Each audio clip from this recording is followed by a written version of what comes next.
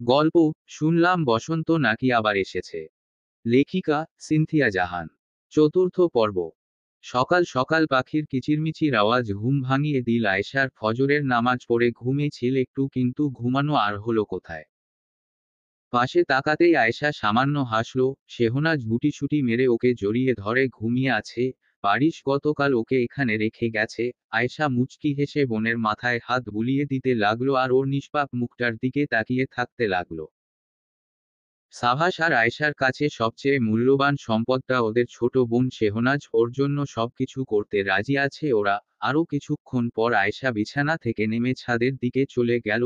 সামনেই শীত পড়বে, তাই সকাল বেলা বেশ ঠান্ডা লাগে। আয়েশা নিজের গায়ের ওড়নাটা চাদরের মতো করে নিয়ে প্রকৃতির সৌন্দর্য উপভোগ করতে লাগলো। হঠাৎ করে সাভাস কোথা থেকে এসে খুবই ভয়ঙ্কর কণ্ঠে আয়েশার কানের কাছে মুখ নিয়ে গিয়ে বলল, আয়েশা। আচমকা এমন আওয়াজে ভয় পেয়ে আয়েশা চিৎকার করে উঠল। তা দেখে সাভাস হাসতে লাগলো। আয়েশা এখনো ভয়ে জোরে জোরে নিঃশ্বাস নিচ্ছে। ও গিয়ে সাভাসের পিঠে মারতে মারতে বলল, আমাকে মারতে চাস? এখনই হার্ট অ্যাটাক করে ফেলতাম। সাভাস হাসতে হাসতেই বলল, মরিস না ভাই, তোর ভাষা তোকে না পেয়ে আবার পাগল হয়ে যাবে। আয়েশা মুখ ভেঙচি কেটে সামনের দিকে তাকালো। ওর দেখাদেখি সাভাসও সামনের দিকে তাকালো। ক্ষণকাল নীরবতা, অতঃপর সাভাস বলে উঠল, বারিশ সারের মতো মানুষকে আতপাগল বানিয়ে দিয়েছিস, তোর ট্যালেন্ট আছে মানতে হবে। বাজে কথা বলবি না। বাজে কথা এটা। যে ক্লাসে শুধু পড়াশোনাটাই দেখতো তাকে তুই একটা পেতনির প্রেমে পড়তে বাধ্য করেছিস, এটা কি কম কিছু? তুই কিভাবে পারলি আমাদের স্যারের জীবনটা তছনছ করে দিতে ছ্যাও? আয়েশা ক্ষুব্ধ চাহনিতে ভাইয়ের দিকে তাকিয়ে বলল, তোর বাড়ির স্যারি নাচতে নাচতে বিয়ে করতে এসেছিল। আমি নাচতে নাচতে যাইনি। আর স্যারের নজর কতটা ডেঞ্জারাস সে সম্পর্কে তোর ধারণা নেই। ক্লাসে অন্যদিকেও নজর থাকতো, যেটা আমি আগে ধরতে পারিনি। বিয়ের পর ধরতে পেরেছি। সাভাস মুচকি হাসল, কিন্তু আয়েশার অগোচরে, তবে একটু পরে মিথ্যা আর্তনাদ করে বলল, ঈষৎ তার মানে স্যারের চরিত্রে গোলযোগ আছে? তা প্রতিদিন কয়টা মেয়ের দিকে তাকায় রে? ছি ছি, আমি ভাবতে পারছি না, ছি। বাবাকে বলে তোর ডিভোর্সটা করিয়ে নিয়ে এবার কি বলিস? আয়েশা প্রচণ্ড রেগে গিয়ে ওর নাক বরাবর একটা ঘুষি দিয়ে বলল, আমার স্বামীর নামে আর একটা বাজে কথা বললে এমন ঘুষি আরো খাবি। সাভাস নাক চেপে ধরে মৃদু স্বরে নাটকীয়ভাবে বলল, ও মা গো টুরু লাভ। আয়েশা মুখ ভেঙচি কাটল। কিছুক্ষণ আবার নীরবতা। হঠাৎ একটা বিষয় খেয়াল হতেই আয়েশা বলে উঠল, ভালো কথা, তোর মতো মানুষ এত সকালে উঠেছে এটা কিভাবে বিশ্বাস করব? তুই তো নামাজ পড়ার পর বন্ধের দিনগুলোতে 12টা পর্যন্ত ঘুমাস। আজ কি স্মৃতিশক্তি হারিয়েছে তোর? সাভাস নিজের ভোঁতা হয়ে যাওয়া নাকটা মেরামত করছিল। বনের প্রশ্ন শুনে ওর দিকে তাকিয়ে খুবই সিরিয়াস ভঙ্গিতে বলল, আমি ভীষণ চিন্তায় আছি। আমার ভবিষ্যৎ নিয়ে আমি শঙ্কিত হয়ে উঠেছি। ভবিষ্যতে কোনো গন্ডগোল হলে আমি রেগে গিয়ে কি করব সেটা নিজেও জানি না। আয়েশার ভ্রু কুঁচকে গেল। খানিকটা অবাক হয়েই বলল, ভবিষ্যৎ নিয়ে কিসের টেনশন তোর? মানে তুই তো মাম্মার ব্যবসাটা সামলাবি, ছোট থেকেই তো তোর ইচ্ছা সেটা করার, তাহলে এখন কি সমস্যা? সাভাস স্মিত হেসে বলল, সেটা না রে বাল, আমি অন্য কিছুর কথা বলছি। মাম্মা আর খালাম্নিরা ব্যবসাটা দেশের বিভিন্ন জায়গায় ছড়িয়ে দিয়েছে আর আমি সেটা ইন্টারন্যাশনাল পর্যায়ে নিয়ে যাব, এটাতে কোনো সন্দেহ নেই আমার, কিন্তু টেনশন অন্য একটা বিষয় নিয়ে। আয়েশা সন্দিহান দৃষ্টিতে ওর দিকে তাকিয়ে থাকলো। তা দেখে সাভাস ওর মাথায় বাড়ি মেরে বলল, মুখ এমন করে রাখিস না, বিশ্বাস কর দেখতে জঘন্য লাগে তোকে। আমার বিষয় নিয়ে না ভেবে নিজের ভাচাকে নিয়ে ভাব। কথাটা বলে সাভাস ছাদ থেকে চলে গেল। আয়েশা পিছন থেকে বলতে লাগলো, বেয়াদব, তুই বউ পাবি না, আমার সাথে এমন করার জন্য জীবনে চরম একটা শিক্ষা পাবি। রাগের মাথায় কথাটা বলে আয়েশা জোরে জোরে শ্বাস নিয়ে ক্ষান্ত হলো, কিন্তু ওর মাথায় এখনো চিন্তার বীজ বিচরণ করছে। সাভাস ঠিক কি বলতে চাচ্ছে সেটাও একটুও ধরতে পারছে না। তুষার ভার্সিটিতে ক্লাস করা শেষে বাইক নিয়ে কিছুদূর ঘুরে বেড়াল। হঠাৎ একটা ফুলের দোকানের দিকে নজর যেতেই ও বাইক থামালো। খুব সুন্দর একটা বুকের দিকে ওর নজর আটকে গেল। ভীষণ সুন্দর ফুলগুলো। ও দোকানের দিকে এগিয়ে গিয়ে বুকেটটা কিনে নিল। দোকানদারটা হেসে বলল, কি বাবা, কাউকে দিতে চাচ্ছ? তাহলে বলছি, এই শুভ্র ফুল তোমার প্রিয় মানুষটাকে ভীষণ আনন্দিত করবে। তুষার মুচকি হেসে বলল, জি আঙ্কেল। টাকা পরিশোধ করে ও বাইকের সামনে ফুলের বুকেটটা রেখে মুখে স্নিগ্ধ হাসি ফুটিয়ে রেখে বাইক চালাতে লাগলো। কিছুদূর যেতেই হুট করে বৃষ্টি চলে আসল। প্রকৃতি যে কখন কোন রূপ নিবে সেটা আগে থেকে বলা বর্তমানে মুশকিল হয়ে গেছে। দেখা যাচ্ছে শীতের দিনেও ঝমঝম করে বৃষ্টি পড়ছে, আবার বর্ষাকালে কড়া রোদ উঠে মাথা ফাটিয়ে দিচ্ছে। তুষার দ্রুত একটা ছাউনির নিচে চলে গেল। বাইক ভিজলে ভিজুক, ও ভিজলে ভিজুক, কিন্তু ফুলের যেন কিছু না হয়। তাই তো তুষারের এত তাড়াহুড়ো। বৃষ্টির পানির ফোঁটার দিকে তাকিয়ে ও মুচকি মুচকি হাসছে। ওর ঠোঁট থেকে আজ যেন হাসি সরতেই চাচ্ছে না। বৃষ্টি থেকে চোখ সরিয়ে হাতের টাটকা ফুলগুলোর দিকে তাকিয়ে তুষার বলতে লাগলো, এই ফুল শুধু তোর, তুই ছাড়া এই ফুলে কারো অধিকার নেই, যেমনটা তোকে আমার থেকে আলাদা করার অধিকার কারো নেই। এই ফুল আর এই শেখ তুষার খান পুরোটাই তোর, সিকি পরিমাণও কেউ পাবে না। বৃষ্টি একটু থেমে যেতেই তুষার বাইক নিয়ে নির্দিষ্ট গন্তব্যের দিকে চলে গেল। ওর বাইক এসে থামল সরকার বাসভবনের সামনে। ফোন বের করে কাউকে ফোন দিল। ফোন করার কয়েক মিনিটের মধ্যেই বাসার ভিতর থেকে নীর বের হয়ে আসল। ওর দিকে তাকিয়ে তুষার মুচকি হাসল। শেহনাজ ভার্সিটির পাশের একটা বাস স্ট্যান্ডের সামনে দাঁড়িয়ে আছে। বাসে যাবে না ও, কিন্তু বৃষ্টির জন্য এখানে আশ্রয় নিতে হয়েছে। বৃষ্টি থেমে গিয়েছিল, কিন্তু শেহনাজ ভার্সিটি থেকে বেরোনোর পর আবার মুষলধারে বৃষ্টি পড়া শুরু করে দিয়েছে। ড্রাইভার আঙ্কেলকে ফোন করেছিল ও, বলেছে উনি জ্যামে আটকে গেছেন, তাই আসতে একটু দেরি হবে। নীরের কোনো ক্লাস ছিল না বিধায় ও আজ ভার্সিটিতে আসেনি। ওর কথা মনে পড়লেই শেহনাজের বুকের ভিতর তীব্র ব্যথা অনুভূত হয়, যেটা ও সহ্য করতে পারে না। কিন্তু ওর এই কষ্ট ও কাউকে বুঝতে দিতে চায় না। এমনকি এসবের জন্য ও নীরের সাথে বিন্দুমাত্র সম্পর্ক খারাপ করেনি, কারণ নীরের এখানে কোনো দোষ নেই। তুষার যদি নীরকে পছন্দ করে সেটা তো নীরের দোষ না, আর না তুষারের দোষ। তবে এটা যে শেহনাজের অনুভূতির দোষ সেটাও মনে প্রাণে বিশ্বাস করে। রাস্তায় মানুষ দেখা যাচ্ছে না বললেই চলে। বাস স্ট্যান্ডেও খুব বেশি মানুষ নেই, হাতে গোনা কয়েকজন আছে শুধু। শেহনাজের সিক্স সেন্স বলছে ওর থেকে কিছুটা দূরে দাঁড়িয়ে থাকা একটা ছেলে ওকে বিরতিহীনভাবে দেখে যাচ্ছে। এতে করে ওর ভীষণ অস্বস্তি হচ্ছে, তাই ও আরেকটু দূরে সরে দাঁড়ালো। কিন্তু ছেলেটা ওর কাছে আসতে লাগলো। শেহনাজ যত দূরে যাচ্ছে ওই ছেলে তত কাছে আসছে। শেষে বিরক্ত হয়ে ও বলে উঠল, সমস্যা কি ভাই? তোমার ভাই ডাকটাতেই তো সমস্যা, আমাকে অন্য কিছু নামেও তো ডাকতে পারো। ঠিক আছে চাচা। ছেলেটা থতমত খেয়ে গেল। নিজেকে স্বাভাবিক করে ছেলেটা আশেপাশে তাকাতে লাগলো। একজন বৃদ্ধা মহিলা, একটা ছেলে আর কয়েকটা স্কুলে পড়া ছোট ছোট বাচ্চা আছে শুধু। এতে করে ওর সাহস বেড়ে গেল। শেহনাজের দিকে আরেকটু এগিয়ে এসে বলল, হেই বেইব, এত নাটক করার তো কিছু নেই। আমি তো জানি তুমি কি চাও, আমাকে বিশ্বাস করতে পারো। শেহনাজের গা গুলিয়ে উঠল। ও দাঁতে দাঁত চেপে বলল, দেখুন বাড়াবাড়ি করবেন না, আপনার সাথে কি হতে পারে সেটা আপনি ভাবতেও পারবেন না।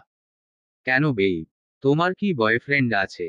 থাকলেও সমস্যা নেই, তোমার বয়ফ্রেন্ড আমাদের রিলেশনের ব্যাপারে কিছু জানবে না। শেহনাজ বিরক্ত হয়ে দূরে চলে গেল। ছেলেটাও নাছোড়বান্দার মতো ওকে টিজ করতে থাকলো। শেহনাজ দিশেহারা হয়ে পড়ল, ওর এখন কি করা উচিত। এই মুহূর্তে ওর মানসপটে দুজন ব্যক্তির মুখ ভেসে উঠছে, এক সাভাস, দুই তুষার, কিন্তু আফসোস কেউ নেই।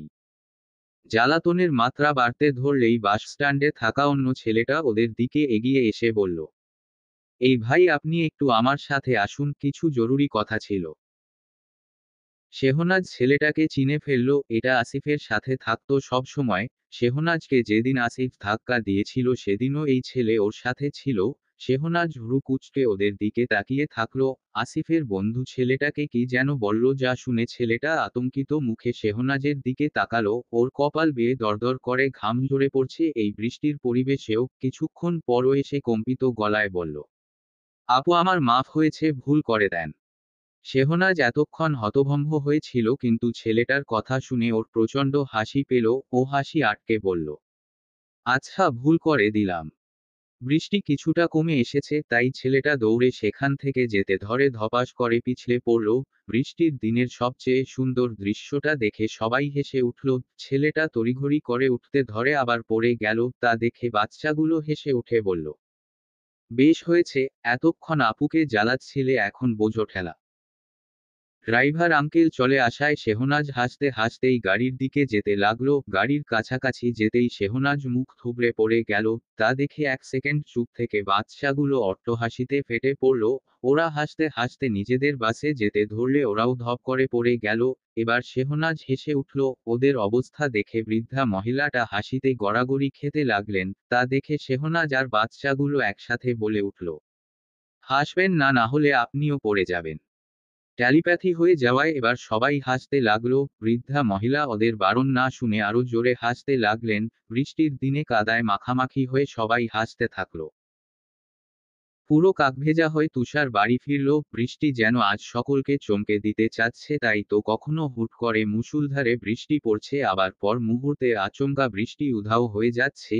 বৃষ্টির এসব চমক দেখানোর দরুন তুষার একদম ভিজে একাকার হয়ে গেছে।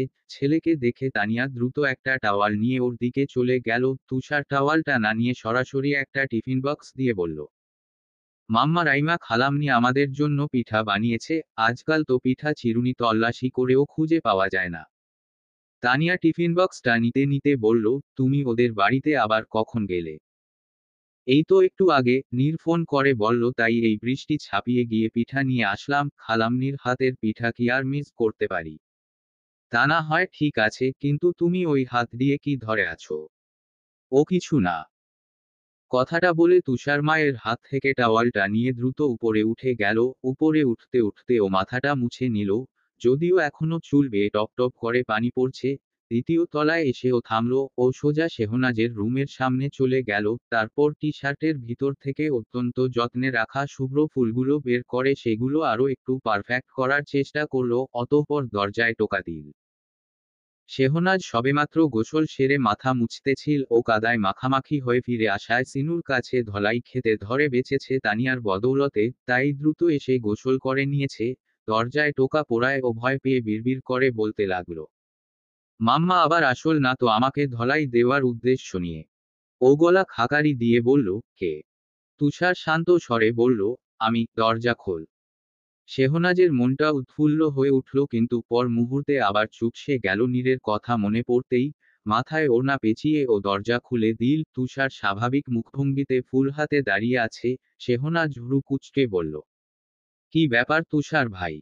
তুষার ওর হাতে ফুলগুলো দিয়ে বলল, এই ফুলগুলো যত্ন করে রাখো তো ভাবলি আমার রুমে ওদের যত্ন নেওয়ার মতো কেউ নেই, তাই তোকে দিলাম। কথাটা বলে তুষার ভেজা শরীরে লম্বা লম্বা পা ফেলে 3 তলায় যেতে লাগলো। শেহনাজ পিছন থেকে বলতে লাগলো, আপনি এতটা ভিজেছেন কিভাবে? রাস্তায় দাঁড়াতে পারেননি? তুষার পিছু না ঘুরেই বলল, অনেক জরুরি কাজ ছিল, তাই রাস্তায় অপেক্ষা করার মতো ধৈর্য ছিল না আমার। শেহনাজ কপাল কুঁচকে ওর গমনপথের দিকে কিছুক্ষণ তাকিয়ে থেকে নিজের রুমের দিকে চলে গেল। ওর কুঞ্চিত ভ্রু যুগল সোজা হয়ে এলো হাতে থাকা ফুলগুলোর দিকে তাকাতেই ওর ঠোঁটের কোণে মুচকি হাসি। ফুলগুলো মুগ্ধ চোখে দেখতে দেখতে সেগুলো একটা পটের মধ্যে সামান্য পানি দিয়ে রেখে দিল, যেন ফুলগুলো নষ্ট না হয়ে যায়। শেহনাজ কি তার তুষার ভাইয়ের দেওয়া কিছু নষ্ট হতে দিতে পারে? পটটা শেহনাজ বেডসাইড টেবিলে রেখে দিল আর আধশোয়া হয়ে বসে সেগুলোর দিকে তাকিয়ে থাকতে থাকতে বলল, মুন্নাদিন ফুল তো দিয়েছেন, তাতেই এই শেখ শেহনাজ হাসান ভীষণ খুশি আর চিরকৃতজ্ঞ আপনার প্রতি। দোয়া করি আপনি যেন আপনার পছন্দের মানুষকে বিয়ে করে নিতে পারেন। আমার যে কষ্টটা হয়েছে সেই কষ্ট যেন আপনাকে ছুঁতে না পারে। শেষের কথাগুলো বলতে গিয়ে শেহনাজের গলা কাপল, চোখ বেয়ে টপটপ করে পানি গড়িয়ে পড়তে লাগলো। সেই অবাধ্য চোখের পানিগুলোকে বিরক্ত না করে শেহনাজ ক্রন্দনরত মুখেই হাসার চেষ্টা করল। তুষার গোসল করার জন্য বাথরুমে চলে গেল। গায়ের টি শার্টটা খুলে ফেলে ঝর্ণার নিচে দাঁড়ালো।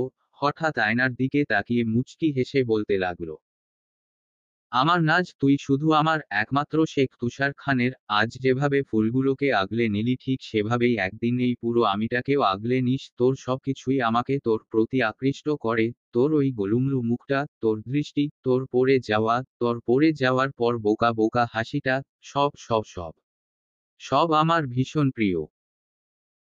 গোসল করা শেষে তুষার কিছুক্ষণ বই পড়ল। বই না পড়লে ওর কেমন অস্থির অস্থির লাগে। তাছাড়া আর একটা কারণ হচ্ছে বই পড়লে ওর মনে হয় শেহনাজ যেন ওর পাশেই বসে আছে। বিশেষ করে রাত 12টার পর শুনশান জায়গায় খোলা আকাশের নিচে বসে বই পড়তে, যেখানে মাঠের পাশে থাকবে ঘন জঙ্গল, যে জঙ্গল থেকে ভয়ঙ্কর সব আওয়াজ ভেসে আসবে। এমন অদ্ভুত বিষয় যে কারো কাছে ভীষণ আশ্চর্যনীয় লাগবে, কারণ এমনটা হলে সবাই ভূত ভূত বলেই চোখের পানি, নাকের পানি এক করে দৌড়াত, আর তুষার কিনা নিজের প্রিয় মানুষকে খুঁজে পায় ছ্যাও। বিকেলের দিকে বৃষ্টি থেমে গেলে তুষার ছাদে চলে গেল কিছুটা সময় একাকী নিজের সাথে আলোচনা করতে। নিজের সাথে কথা বলার মতো স্যাটিসফ্যাক্টিং কাজ আর দুটো নেই, কিন্তু সেটা আর সম্ভব হলো কোথায়? সাভাস আগে থেকেই ছাদে এসে নিজের সাথে কথা বলা আরম্ভ করা শুরু করে দিয়েছে। তুষারের পরিকল্পনা ভেস্তে যাওয়ায় ও সাভাসের সাথে খানিকটা মজা নেওয়ার কথা ভাবল। সেই অনুযায়ী ও এমনি হাতটা কানে দিয়ে বলল, হ্যাঁ নীর, কি যেন বলেছিলি তখন? ও হ্যাঁ সাভাস ভাইয়ের সাথে কথা বলতে চেয়েছিলি, এই নিয়ে কথা বল। সাভাস তোরাক করে বসা থেকে উঠে তুষারের দিকে এগিয়ে এসে বলল, ফোন দে। তুষার অত্যন্ত শান্ত মুখশ্রীতে সাভাসের দিকে তাকিয়ে বলল, কোন ফোন ভাই? সাভাস তুষারের কানে রাখা হাতটা নিয়ে বলল, এখো। কথা সম্পূর্ণ হওয়ার আগে সাভাস থেমে গেল, কারণ তুষারের হাত ফাঁকা। সাভাসের দৃষ্টি সরু হয়ে এলো, তা দেখে তুষার হেসে উঠে বলল, ভাবির জন্য এত বেপরোয়া হয়ে উঠেছিস? সাভাস অগ্নিদৃষ্টি দিয়ে ওর দিকে তাকিয়ে থেকে ইশারায় ওকে নানা হুমকি দিল, অতঃপর চোখ সরিয়ে নিয়ে ছাদের রেলিং শক্ত করে ধরল। ভাইয়ের চোখে মুখে রাগের আভা দেখে তুষার হাসি থামিয়ে ওর পিঠে গিয়ে হাত রেখে বলল, মজা করেছি। তুই কবে থেকে এতটা সিরিয়াস হয়ে গেলি বল তো? এমন একটা পরিস্থিতির সম্মুখীন হলে সিরিয়াস তো হতেই হবে। নিক্কিকে আমার চাই, ওকে আমি কারো সাথে ভাগ করতে পারবো না, এমনকি নাভিন মামু কিংবা রাইমা খালাম্নির সাথেও না। বিয়ের পর নিক্কি শুধু আমার হবে, ওকে আমি বাক্সে ভরে রাখবো। তুষার সামান্য হেসে বলল, তুই রাখিস নাকি তোকেই ভরে রাখে সেটা না হয় পরেই দেখব। সাভাস হঠাৎ গম্ভীর কণ্ঠে বলতে লাগলো, তুষার তুই আমার অবস্থা বুঝবি না, শুধু জেনে রাখো সামনে খুব অস্বাভাবিক পরিস্থিতির মধ্য দিয়ে যেতে চলেছি। তুষারের ভ্রু কুঁচকে গেল, তা দেখে সাভাস হেসে উঠে বলল, আইনস্টাইন মশাই, আপনার কুঁচকানো ভ্রু দেখলেই ভয় লাগে। কবে না জানি সবাইকে সারাদিন বই পড়ানোর জন্য অদ্ভুত সব যন্ত্রপাতি বানিয়ে ফেলিস। তুষার সামান্য হেসে বলল, আবার ফর্মে ফেলি? সাভাস তুষারের অগোচরে দীর্ঘশ্বাস ফেলল, তবে পর মুহূর্তে উৎফুল্ল কণ্ঠে বলল, আমি তো মানুষটা ভালো না, হুটহাট রাগ করে কি করি নিজেও বুঝি না, তাই বোন হিসেবে, ভাবি হিসেবে নিক্কির একটু খেয়াল রাখিস। নিক্কিকে বিয়ের আগ পর্যন্ত ছোট বোনের নজরে দেখবি। না ভাই, আমি বোনের নজরে দেখতে পারবো না, কারণ ও তো আমার বোনই, ওকে আবার বোনের নজরে কেন দেখতে যাব? সাভাস তুষারের পিঠ চাপড়ে বলল, এই জন্যেই বলে জিনিয়াস মানুষের মাথায় গন্ডগোল, সব সময় শুধু উদ্ভট সব লজিক শোনায়। তুষার সে টপিকে না গিয়ে বলল, সব সময় নীরের খেয়াল রাখার সর্বোচ্চ চেষ্টা করি আমি। সাভাস আবারও তুষারের পিঠে চাপড় মারল, তবে এটা বাহবা হিসেবে। এবারও তুষার কিছু বলল না, শুধু হাসল, তবে ক্ষণকাল বাদে অত্যন্ত ঠান্ডা গলায় বলে উঠল, এর বিনিময়ে তোর থেকে আমার একটা জিনিস চাই, দিবি? সাভাস তুষারের গলা আলতো করে চেপে ধরে বলল, বল কি চাই? তুষারও সাভাসের গলা পেঁচিয়ে ধরে বলল, সময় হলে চেয়ে নিব, তখন না করতে পারবি না। কি আর চাবি বাল? ট্রিট, গিফট, গাড়ি, যা চাবি তাই দিব, ছোট ভাই বলে কথা। তুষার নিজেকে ছাড়িয়ে নিয়ে বাঁকা হাসল, তারপর যেতে যেতে বলল, বিয়ের আগে পর্যন্ত নিজের সাথেই প্রেম কর তুই। সাভাসও বলে উঠল, হ্যাঁ, আর তুই বইয়ের সাথে গিয়ে ঢলাঢলি কর। ভার্সিটির একটা ফাঁকা জায়গায় কয়েকটা ছেলে বসে সিগারেট খাচ্ছে, এদিকটায় কেউ আসে না। এই ছেলেগুলোর মধ্যে গতকাল বাস স্ট্যান্ডে শেহনাজকে বিরক্ত করা ছেলে আনামও আছে। হঠাৎ ওদের মধ্য থেকে একটা ছেলে বলে উঠল, আমার একটা মেয়েকে পছন্দ হয়েছে, হয়তো ফার্স্ট ইয়ারে পড়ে। বাকিরা কৌতূহল নিয়ে বলল, নাম কি? কোনটা? ভালো মতো জানি না, তবে সম্ভবত সেনহাজ শেজরাদ না কি যেন একটা নাম। আনাম সিগারেট ফুঁকছিল, শেহনাজের নাম শুনতাই ও সেটা দূরে ফেলে দিয়ে বলল, ভুলে ও মেয়ের পিছনে যাস না, ও হাসান পরিবারের মেয়ে, ওর ভাইরা খুবই ডেঞ্জারাস, তবে দ্বিতীয়টা বেশি ডেঞ্জারাস। প্রথম ভাইটা হাড়গোড় নাড়িয়ে চাড়িয়ে দেয়, আর দ্বিতীয়টা ভেঙে হাতে ধরিয়ে দেয় ক্রিকেট ব্যাট হিসেবে ব্যবহার করার জন্য। তুই কিভাবে জানিস? কাল আমি একটু বিরক্ত করেছিলাম, ভাগ্যিস একটা ছেলে এসে আমাকে আটকে দিয়েছিল, নয়তো আমার জায়গা বর্তমানে হাসপাতালে হতো। বেঁচে কথাটা হওয়ার আগেই আনামের উপর কেউ একজন ক্যাঙ্গারুর উপর চেপে এসে ওর বুকে চড়ে বসলো, এতে করে আনাম গগনবিদারী চিৎকার করে বলতে লাগলো, ওরে আল্লাহ রে, ভূমিকম্প এসেছে রে, আমরা মনে হয় আজকে মরে যাব। তোরা দোয়া পড়তে শুরু কর। একটা খবর পেতেই হাসান ভিলার প্রত্যেকটা মানুষের মুখ তারার মতো জ্বলজ্বল করতেছে, কিন্তু বিপত্তি বেঁধেছে জামাই আর শ্বশুরের মাঝে। দুজনেই গম্ভীর স্বভাবের, তাই গম্ভীর মুখেই চুপ করে একে অপরের দিকে তাকিয়ে আছে। ওরা বর্তমানে বারিশের ফ্ল্যাটে রয়েছে। সাভাস আর তুষার ব্যতীত হাসান ভিলার প্রতিটি মানুষই এখানে উপস্থিত আছে। 10 মিনিটের খা খা নীরবতার পর সাজিদ ফোঁস করে একটা শ্বাস ফেলে বলল, দেখো বাবা, আয়েশা আমার প্রথম মেয়ে, ওর মাধ্যমে আমি আমার জীবনের দ্বিতীয় মাকে পেয়েছিলাম, তাই মা হওয়ার মতো এমন গুরুত্বপূর্ণ একটা সময় ওকে আমি একলা ছাড়তে পারবো না, তাই ও আজ আমাদের সাথে যাবে। ঠিক একই ঢঙ্গে বারিশ বলল, দেখুন বাবা, আয়েশা আমার প্রথম ওয়াইফ, ওর মাধ্যমে আমি আমার জীবনের প্রথম বউটা পেয়েছি, তাই মা হওয়ার মতো এমন গুরুত্বপূর্ণ একটা সময় ওর আমার সাথে থাকা উচিত। সাজিদ কপাল কুঁচকে জামাইয়ের দিকে তাকিয়ে থাকলো ক্ষণকাল, অতঃপর কাট কাট গলায় বলতে লাগলো, তর্ক করো না, আমার মেয়েকে আমি নিয়ে যাচ্ছি, এটা ফাইনাল, আমি কারো বাধা শুনবো না। সেম টু ইউ বাবা, আমার ওয়াইফকে আমি নিয়ে যেতে দিব না, এটা ফাইনাল, আর কোনো কথা হবে না। বলেছি তো আমার সাথে যাবে, বলেছি তো আমার সাথে থাকবে।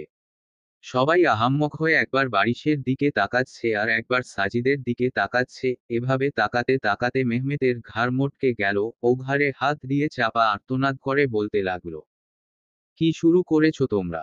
হোয়াটেভার, আমার ঘাড়ের হাড় মেরামত না করে দিলে কিন্তু আমি আন্দোলনে বসে যাব বলে দিলাম। ওকে সম্পূর্ণ অবজ্ঞা করে সাজিদ আর বারিশ নিজেদের মধ্যকার তর্ক কন্টিনিউ রাখল। তা দেখে মেহমেদ দীর্ঘশ্বাস ফেলে নিজের ঘাড় ঢলতে লাগলো। হঠাৎ তানিয়ার খানিকটা কুঁচকে যাওয়া হাত ওর কাঁধে পড়ল আর কানে এলো মিহি স্বর, খুব বেশি ব্যথা পেয়েছেন মার, হোয়াটেভার? কষ্ট হচ্ছে? মলম এনে দিব? মেহমেদ রাত কেলিয়ে বলল, মিস তানাত্তানা, তোমার এই দর্দমাখা কথাগুলোই যথেষ্ট আমার ক্ষত নিরাময়ের জন্য। হোয়াটেভার, আমার বউ আমাকে এখনো ভালোবাসে দেখছি। তানিয়া সামান্য হেসে বলল, কেন এতদিন জানতেন না ভালোবাসি? হোয়াটেভার সত্যি বলতে না? তানিয়া রেগে মেহমেতের পিঠে আলতো করে মেরে বলল, এর হিসাব আমি পরকালে গিয়ে নিবহুহ। মেহমেদ হাসতে লাগলো, কিছু বলল না। আবারও ওদের নজর সামনে দুই জামাই শ্বশুরের দিকে চলে গেল, যারা এখনো তর্ক করে চলেছে। অন্যদিকে আয়েশা লজ্জায় কাউকে মুখ দেখাতে পারছে না, ভীষণ শরমের বিষয় হয়ে গেছে এই প্রেগনেন্ট হওয়াটা। ও সকলের থেকে পিছনে একটা চেয়ারে বসে মাথা নিচু করে রেখেছে। টেবিলের উপর সারি সারি মিষ্টির প্যাকেট, তার আড়ালে নিজেকে লুকিয়ে রেখেছে ও। সাভাস আর তুষার এখনো জানে না কিছু, তাই আসেনি। ওরা এখন ভার্সিটিতে আছে। কিছুক্ষণ পর কলিং বেল বেজে উঠতেই বর্ষা গিয়ে সেটা খুলে ফেলল। সাভাস হন্তদন্ত হয়ে ভিতরে প্রবেশ করে সবার দিকে এক নজর তাকালো, তারপর সোজা বোনের পাশে গিয়ে বসলো। এতে করে আয়েশা নিজেকে আরো গুটিয়ে নিল। একটু পর সাভাস বলে উঠল, ছি, তোর কি একটুও লজ্জা করল না?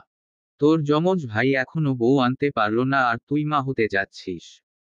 ছ্যাহো ছ্যাহো ছ্যাহো, এসব অনাচার মেনে নেওয়ার মতো না। নিজের 5 মিনিটের বড় ভাইয়ের মান রাখলি না রে তুই। আয়েশা লজ্জায় হাঁসফাঁস করছে, মুখে কিছু বলতে পারছে না। উত্তর না পেয়ে সাভাস কিছু বলল না, কারণ ও বুঝতে পেরেছে আয়েশা লজ্জা পাচ্ছে। তবে ক্ষণকাল বাদে বলতে লাগলো, ওই গোমরামুখ বাড়ির সার বাবা হবে, এটা আমার হজম হচ্ছে না রে বাল। আমার তো টেনশন হচ্ছে এটা ভেবে যে আমার ভাগ্নে ভাগ্নিনা আবার এই বেডার মতো হয়, হলে দেখা যাবে তোকে বলছে, এই মাম্মা তুমি আমাকে খাওয়াতে দেরি করলে কেন?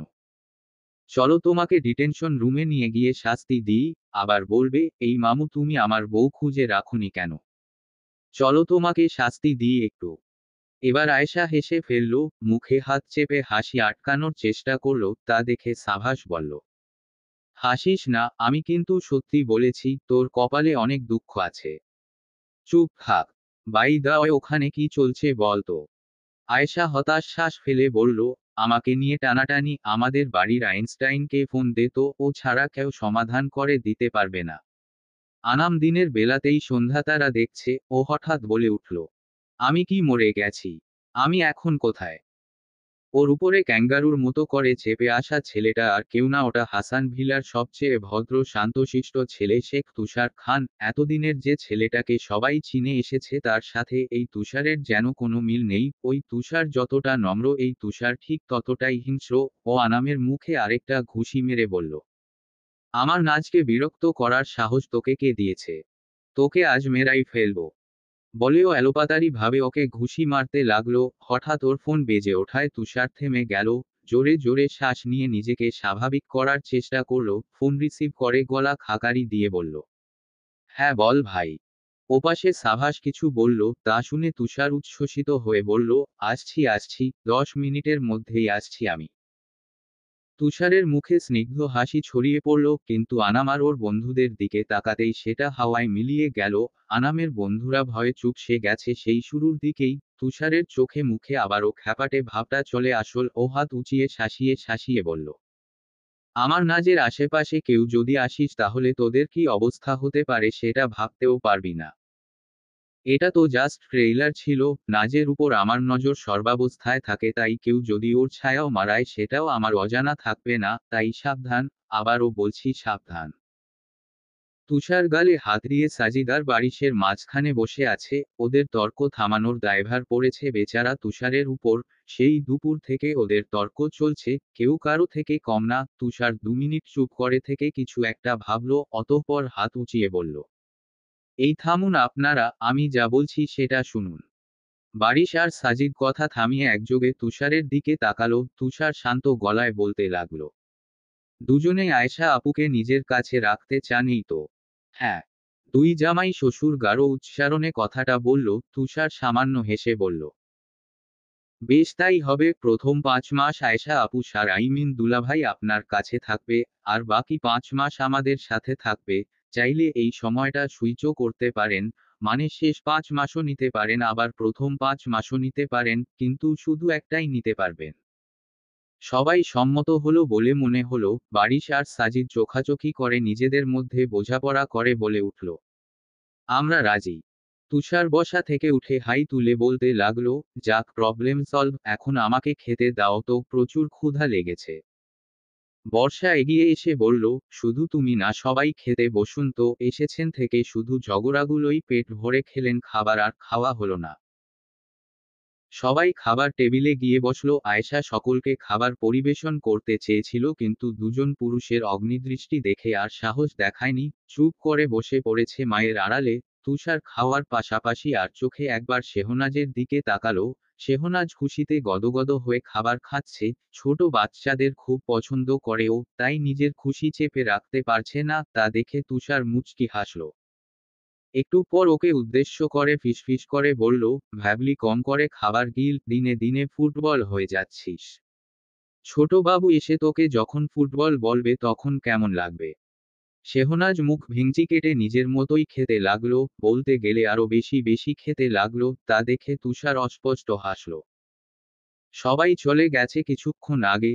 যদিও সাজিদ মেয়েকে 2 দিনের জন্য সাথে করে নিয়ে যেতে চেয়েছিল, কিন্তু বারিশ নাছোড়বান্দার মতো কাটকাট গলায় বলেছে, 5 মাস পর দেখা করুন বাবা।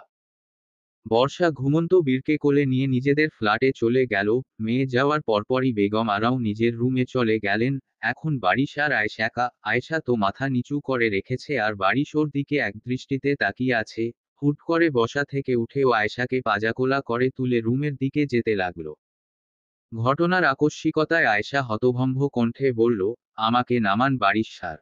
বারিশ ভ্রু কুঁচকে ওর দিকে তাকিয়ে বলল, কে স্যার শুনি? তুমি কি আমার ভার্সিটিতে পড়ো? নাকি আমার রুমে রাজত্ব করো? কোনটা?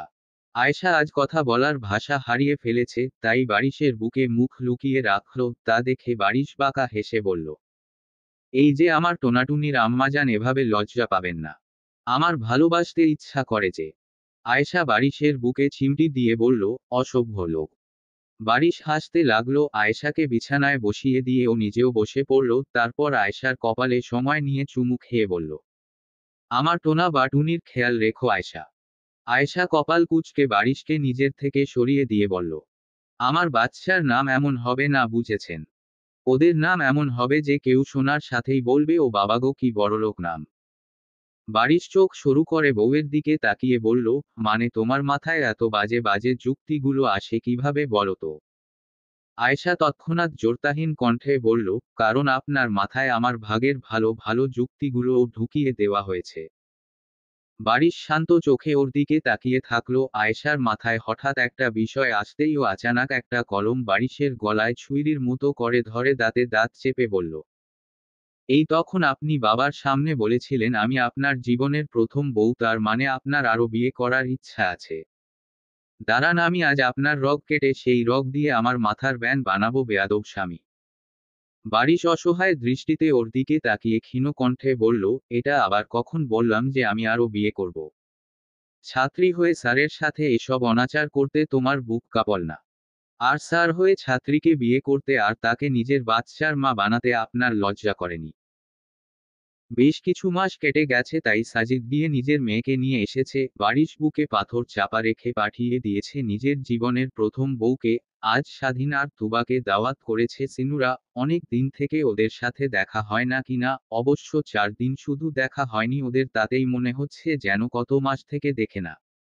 স্বাধীন আর তুবা চারতলার গেস্টরুমে বিশ্রাম নিচ্ছে। তুবা স্বাধীনের বুকে মাথা রেখে বলতে লাগলো, আচ্ছা শুনুন, কাল আপনার দাঁতগুলো এত ঝোঁকমক করছিল কেন বলুন তো?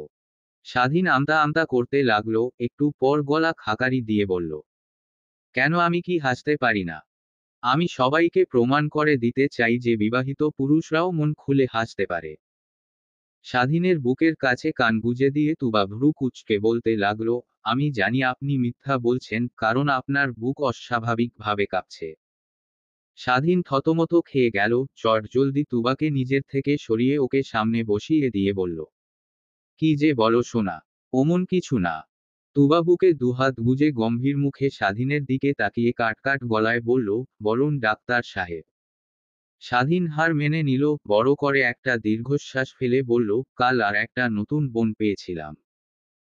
তুবা কপাল কুঁচকে দীর্ঘ সময় একদৃষ্টিতে স্বাধীনের দিকে তাকিয়ে থাকলো, কিছু বলল না, চুপ করে ওকে পাশ ফিরে বিছানায় শুয়ে পড়ল। এতে করে স্বাধীন বিচলিত হয়ে পড়ল। ও পিছন থেকে তুবাকে জড়িয়ে ধরে বলল, সোনা ও সোনা, রাগ করেছ? ঠিক আছে, আর কোনো মেয়ের সাথে বোন পাতাব না, প্রমিস। তুবা তবুও চুপ থাকলো। স্বাধীন অনেকক্ষণ থেকে ওর মন ভোলানোর চেষ্টা করলো, কিন্তু কোনো লাভ হলো না। ফলে স্বাধীন ভীষণ দুশ্চিন্তায় পড়ে গেল। এবার ও অসহায় কণ্ঠে বলল, কি হলো তুবা, কথা বলছো না কেন? মাফ চাচ্ছি তো, আর কি করব বলো? তুবা এবার সোজা হয়ে বসে স্বাধীনের দিকে তাকিয়ে শুকনো হেসে বলল, আরে আমি রাগ করিনি, মনে মনে কিছু চিন্তা করছিলাম। কি চিন্তা সোনা? তুবা স্বাধীনের গালে হাত দিয়ে বলল, আমি যেমন রোগের কারণে দাদু হয়ে যাই, আপনিও তেমন চশমা পরা মানুষকে আপন না করে পারেন না। এটার জন্য জেলাস হওয়া যুক্তিযুক্ত হবে না, বরং আমাদের সম্পর্ক টক্সিক হয়ে যেতে পারে। আর তাছাড়াও আমি তো জানি যে আপনি আমাকেই ভালোবাসেন। স্বাধীন সস্থির হাসি হেসে তুবাকে জড়িয়ে ধরে বলল, আমার বউটা কত বিবেচক, এজন্যেই তোমাকে এতটা ভালোবাসি আমি। কিছুক্ষণ জড়িয়ে ধরে রাখার পর স্বাধীন তুবাকে ছেড়ে দিয়ে ওর ঠোঁটে চুম্বন করতে লাগলো, কিন্তু সেটা বাধাপ্রাপ্ত হলো ফোনের কর্কশ আওয়াজে। দুজনেই বিরক্ত চোখে ফোনের দিকে তাকালো, কিন্তু ফোনের স্ক্রিনে জ্বলজ্বল করা নামটা দেখতেই ওরা হম্বিতম্বি করে ফোন রিসিভ করলো। দুজনেই হরবর করে বলে উঠল, হ্যাঁ মা, আম্মু বলো। সামিনা বেগম মুচকি হেসে বললেন, তোমাদের প্রতি আজ সন্তুষ্ট, কখন আসবে তোমরা? বিকাল বা সন্ধ্যার দিকে। সামিনা বেগম আচ্ছা বলে ফোন কেটে দিলেন। তুবা আর স্বাধীনের হাত আর গলা কাঁপতেছে এখনো। ওরা জোরে জোরে শ্বাস নিয়ে নিজেদের স্বাভাবিক করলো, অতঃপর নিজে চলে গেল। আয়েশা বারিশের সাথে কথা বলা শেষে ড্রয়িং রুমে চলে গেল। গিয়ে তুবার পাশে বসলো। ওদের অন্যদিকে স্বাধীন বসে বসে মেহমেতের সাথে গল্প করছে। তুবা দুষ্টু হেসে বলল, কিরে আপু স্যার, দেখি তোকে ছাড়া একদণ্ড থাকতে পারে না। বারিশ স্যারের এমন রূপ কখনো দেখবো, এটা আমি স্বপ্নেও কল্পনা করতে পারবো না। আয়েশা চোখমুখ কুঁচকে বলল, ওটার কথা বাদ দে তো, মিনিটে মিনিটে ফোন দিয়ে আমাকে সবার সামনে লজ্জায় ফেলে দেয়। আবার যদি ফোন না ধরি তাহলে ডাইরেক্ট এখানে চলে আসে, যেটা আরো বেশি লজ্জার। মাঝে মাঝে মনে হয় এই বেডা ক্লাস চলাকালীন সময়ও বলল, তোমরা থাকো, আমি একটু আমার বউয়ের সাথে কথা বলে আসি। তুবা সামান্য হেসে বলল, এটা ভালোবাসা রে? আয়েশাও হঠাৎ লাজুক হেসে বলল, তা তো জানি, কিন্তু সবার সামনে কি আর সব সময় কথা বলতে ইচ্ছা করে বল? প্রতি সপ্তাহে সপ্তাহে এসে আমাকে দেখে যায়, তবুও উনার শখ মেটে না। ওদের কথার মাঝে হঠাৎ সদর দরজা দিয়ে সাভাস চলে আসল, কিন্তু আজকের সাভাসকে ভীষণ অদ্ভুত আর অস্বাভাবিক লাগছে। রাগে ওর শ্যামলা মুখটা ভয়ঙ্কর হয়ে উঠেছে। ড্রয়িং রুমে বসে থাকা কোনো মানুষকে তোয়াক্কা না করে ধূপধাপ পা ফেলে নিজের রুমে চলে গেল। সবাই অবাক দৃষ্টিতে ওর গমনপথের দিকে তাকিয়ে থাকল। সিনু চিন্তিত মুখে সাভাসের রুমের সামনে চলে আসল। ছেলের এমন রূপ ওর কাছে ভালো ঠেকেছে না। নিশ্চয় বড় কোনো ঝামেলা হয়েছে, নয়তো সাভাস এত সহজে রেগে যাওয়ার ছেলেই না। সিনু বড় করে একটা শ্বাস নিয়ে দরজায় টোকা দিতে যাবে, তার আগেই দেখল দরজা আলতো করে খুলে রাখা। ও আস্তে করে দরজা খুলে ভিতরে ঢুকতেই হতভম্ব হয়ে গেল। পুরো রুম অন্ধকার। অধীর পায়ে বেলকনির পর্দাটা সরিয়ে দিতে যাওয়ার সময় বুঝতে পারল ঘরের জিনিসপত্র এলোমেলো হয়ে ছড়িয়ে ছিটিয়ে পড়ে আছে। পর্দাটা সরিয়ে দেওয়ার সাথেই সূর্যের আলো এসে রুমটা আলোকিত করে দিয়ে গেল। সেই আলোয় সাভাসের উদ্ভ্রান্তের ন্যায় মুখ আর রক্তাক্ত হাত দেখে সিনু আঁতকে উঠল। ও দ্রুতগতিতে ছেলের সামনে গিয়ে বসে উত্তেজিত হয়ে বলতে লাগলো, কি হয়েছে বাবা? কি হয়েছে তোমার? বাবা, আমার সোনা বাবা, কি হয়েছে? সাভাস অস্থির চোখে মায়ের দিকে তাকিয়ে বলল, মাম্মা একটা জিনিস চাই, দিবে? সিনু তৎক্ষণাৎ বলে উঠল, কি চাই বলো, যা চাবে তাই এনে দিব তোমাকে, তার আগে তোমার হাতটা ব্যান্ডেজ করে দিই, দাঁড়াও। সিনু ফার্স্ট এইড বক্স এনে সাভাসের হাত ব্যান্ডেজ করে দিতে দিতে কাঁদতে কাঁদতে বলল, একদম বাবার মতো হয়ছো। অতিরিক্ত রেগে গেলে উনিও নিজেকে কষ্ট দিতেন এভাবে। হঠাৎ সিনুর মাথায় কিছু একটা আসতেই ও ছেলের দিকে তাকিয়ে বলতে লাগলো, তুমি কাউকে ভালোবাসো সাভাস? সাভাস মায়ের হাত ধরে বলল, মাম্মা নীরকে এনে দিবে। রাইমা খালাম্নি আর নাভিন মামু কি তাদের মেয়েটাকে আমাকে দিবে না মাম্মা? যদি না দিতে চায় একটু বুঝিয়ে সুঝিয়ে এনে দিবে আমাকে। সিনু এক দৃষ্টিতে ছেলের দিকে তাকিয়ে ওর আকুতিভরা কণ্ঠে বলা প্রতিটা কথা মনোযোগ দিয়ে শুনল। তুবা আর আয়েশা ব্যতীত সকলেই সরকার বাড়ির দিকে রওয়ানা হয়েছে। আয়েশা তো সাভাসনীরকে বিয়ে করতে চায় এটা শুনে অল্পের জন্য হার্ট অ্যাটাক করেনি। ও যাওয়ার জন্য এক পায়ে খাড়া ছিল, কিন্তু প্রেগনেন্ট হওয়ায় ওর দুই ঠ্যাং হাতে ধরিয়ে দেওয়ার হুমকি দিয়ে ওকে সবাই রেখে গেছে, আর আয়েশার খেয়াল রাখার জন্য রেখে গেছে তুবাকে। রাইমা আর নাভিন সিনুর থেকে প্রস্তাবটা শুনে থম মেরে বসে আছে, কেউ কোনো কথা বলছে না। মাঝে মাঝে শুধু সকলের শ্বাস প্রশ্বাসের আওয়াজ আসছে। ক্ষণকাল বাদে নাভিন নীরবতা ভেঙে বলে উঠল, এটা কি বললে সিনু? সিনু ঘাবড়ে যাওয়া কণ্ঠে বলল, কেন নাভিন ভাইয়া? আমার ছেলেকে কি আপনার পছন্দ না? নাভিন গম্ভীর গলায় বলল, পছন্দ তো বটে, কিন্তু। নাভিনের কথা টেনে নিয়ে রাইমা বলে উঠল, কিন্তু এত সুন্দর একটা ভাবনা তোর মাথায় এসেছে এটাই আমি হজম করতে পারছি না। তোর মাথা থেকে এত ভালো কিছু বের হওয়ার তো কথা নয়। যা ফেরত যা, প্রস্তাবটা আমরা নিয়ে যাচ্ছি, তোকে আমি জিততে দিব না। সিনু বুকে হাত রেখে সস্থির নিঃশ্বাস ফেলে বলল, তাই বল, আমি তো ভয় পেয়ে গিয়েছিলাম। আর হ্যাঁ, আমি ছেলের মা, ভুলে যাস না, আমার দাপট বেশি, তাই আমি যা বলবো তাই হবে। আমাদের নীর মামনিকে নিয়ে আয়। ও তো সহজ না। এই প্রস্তাবটা আমি আর প্রফেসর সাহেব তোর বাসায় নিয়ে যাব, তার আগে বিয়ে হচ্ছে না সিনু। ওরা এভাবে মশকরা করতে লাগলো। ওদিকে শেহনাজ আহাম্মক হয়ে সবার মাঝে বসে আছে। ও বিড়বিড় করে মাথা চুলকে বলতে লাগলো, সাভাস ভাইয়ার সাথে নীর? এটা কিভাবে সম্ভব? নীরকে তো তুষার ভাই পছন্দ করে, আর নীরও তো মনে হয় কিছুটা পছন্দ করে। তাহলে তুষার ভাই 32 বারটি দাঁত বের করে হাসছে কেন? কি হচ্ছে এসব? শেহনাজ মনে হচ্ছে অন্য গ্রহে চলে গেল। ওর ছোট্ট মাথা এত এত প্রশ্ন নিতে পারছে না। ও দ্বিধান্বিত চোখে হতভম্ব হয়ে সবার দিকে তাকাচ্ছে। তুষার ওর দিকে এগিয়ে এসে বলল, এই ভ্যাবলি সমস্যা কি তোর? মাথার তার ছিঁড়েছে? আমাদের বংশের বড় ভাইয়ের বিয়ে হতে চলেছে আর তুই হা করে আছিস আহাম্মক। আমার কি করা উচিত? প্রশান্ত মহাসাগরে গিয়ে ঝাঁপ দিয়ে আয় যা। কথাটা বলে তুষার এগিয়ে গিয়ে তানিয়ার সাথে কিছু কথা বলতে লাগলো। এত কিছুর মাঝে সাভাসের চোখে মুখে কোনো খুশির ছটা নেই। ওর মুখটা ইস্পাতের মতো কঠিন হয়ে আছে। ও হয়তো এমন কিছু জানে যেটা সম্পর্কে এখানে উপস্থিত হাসিখুশি মানুষগুলোর কোনো ধারণা নেই। বিয়ে করবে না মানে? এই পাগল হয়ছ?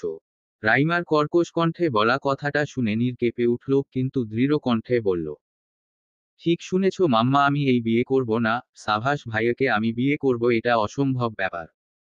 কেন অসম্ভব? কারণ বলো আমাকে। আমি চাই না, এটাই কি একটা কারণ না মাম্মা? কেন জেদ করছো আমার সাথে? রাইমা রেগে কিছু বলতে যাবে তার আগে সাভাস রুমে প্রবেশ করে বলল, রাইমা খালামনি, নিক্কির সাথে আমি একলা কিছুক্ষণ কথা বলতে চাই।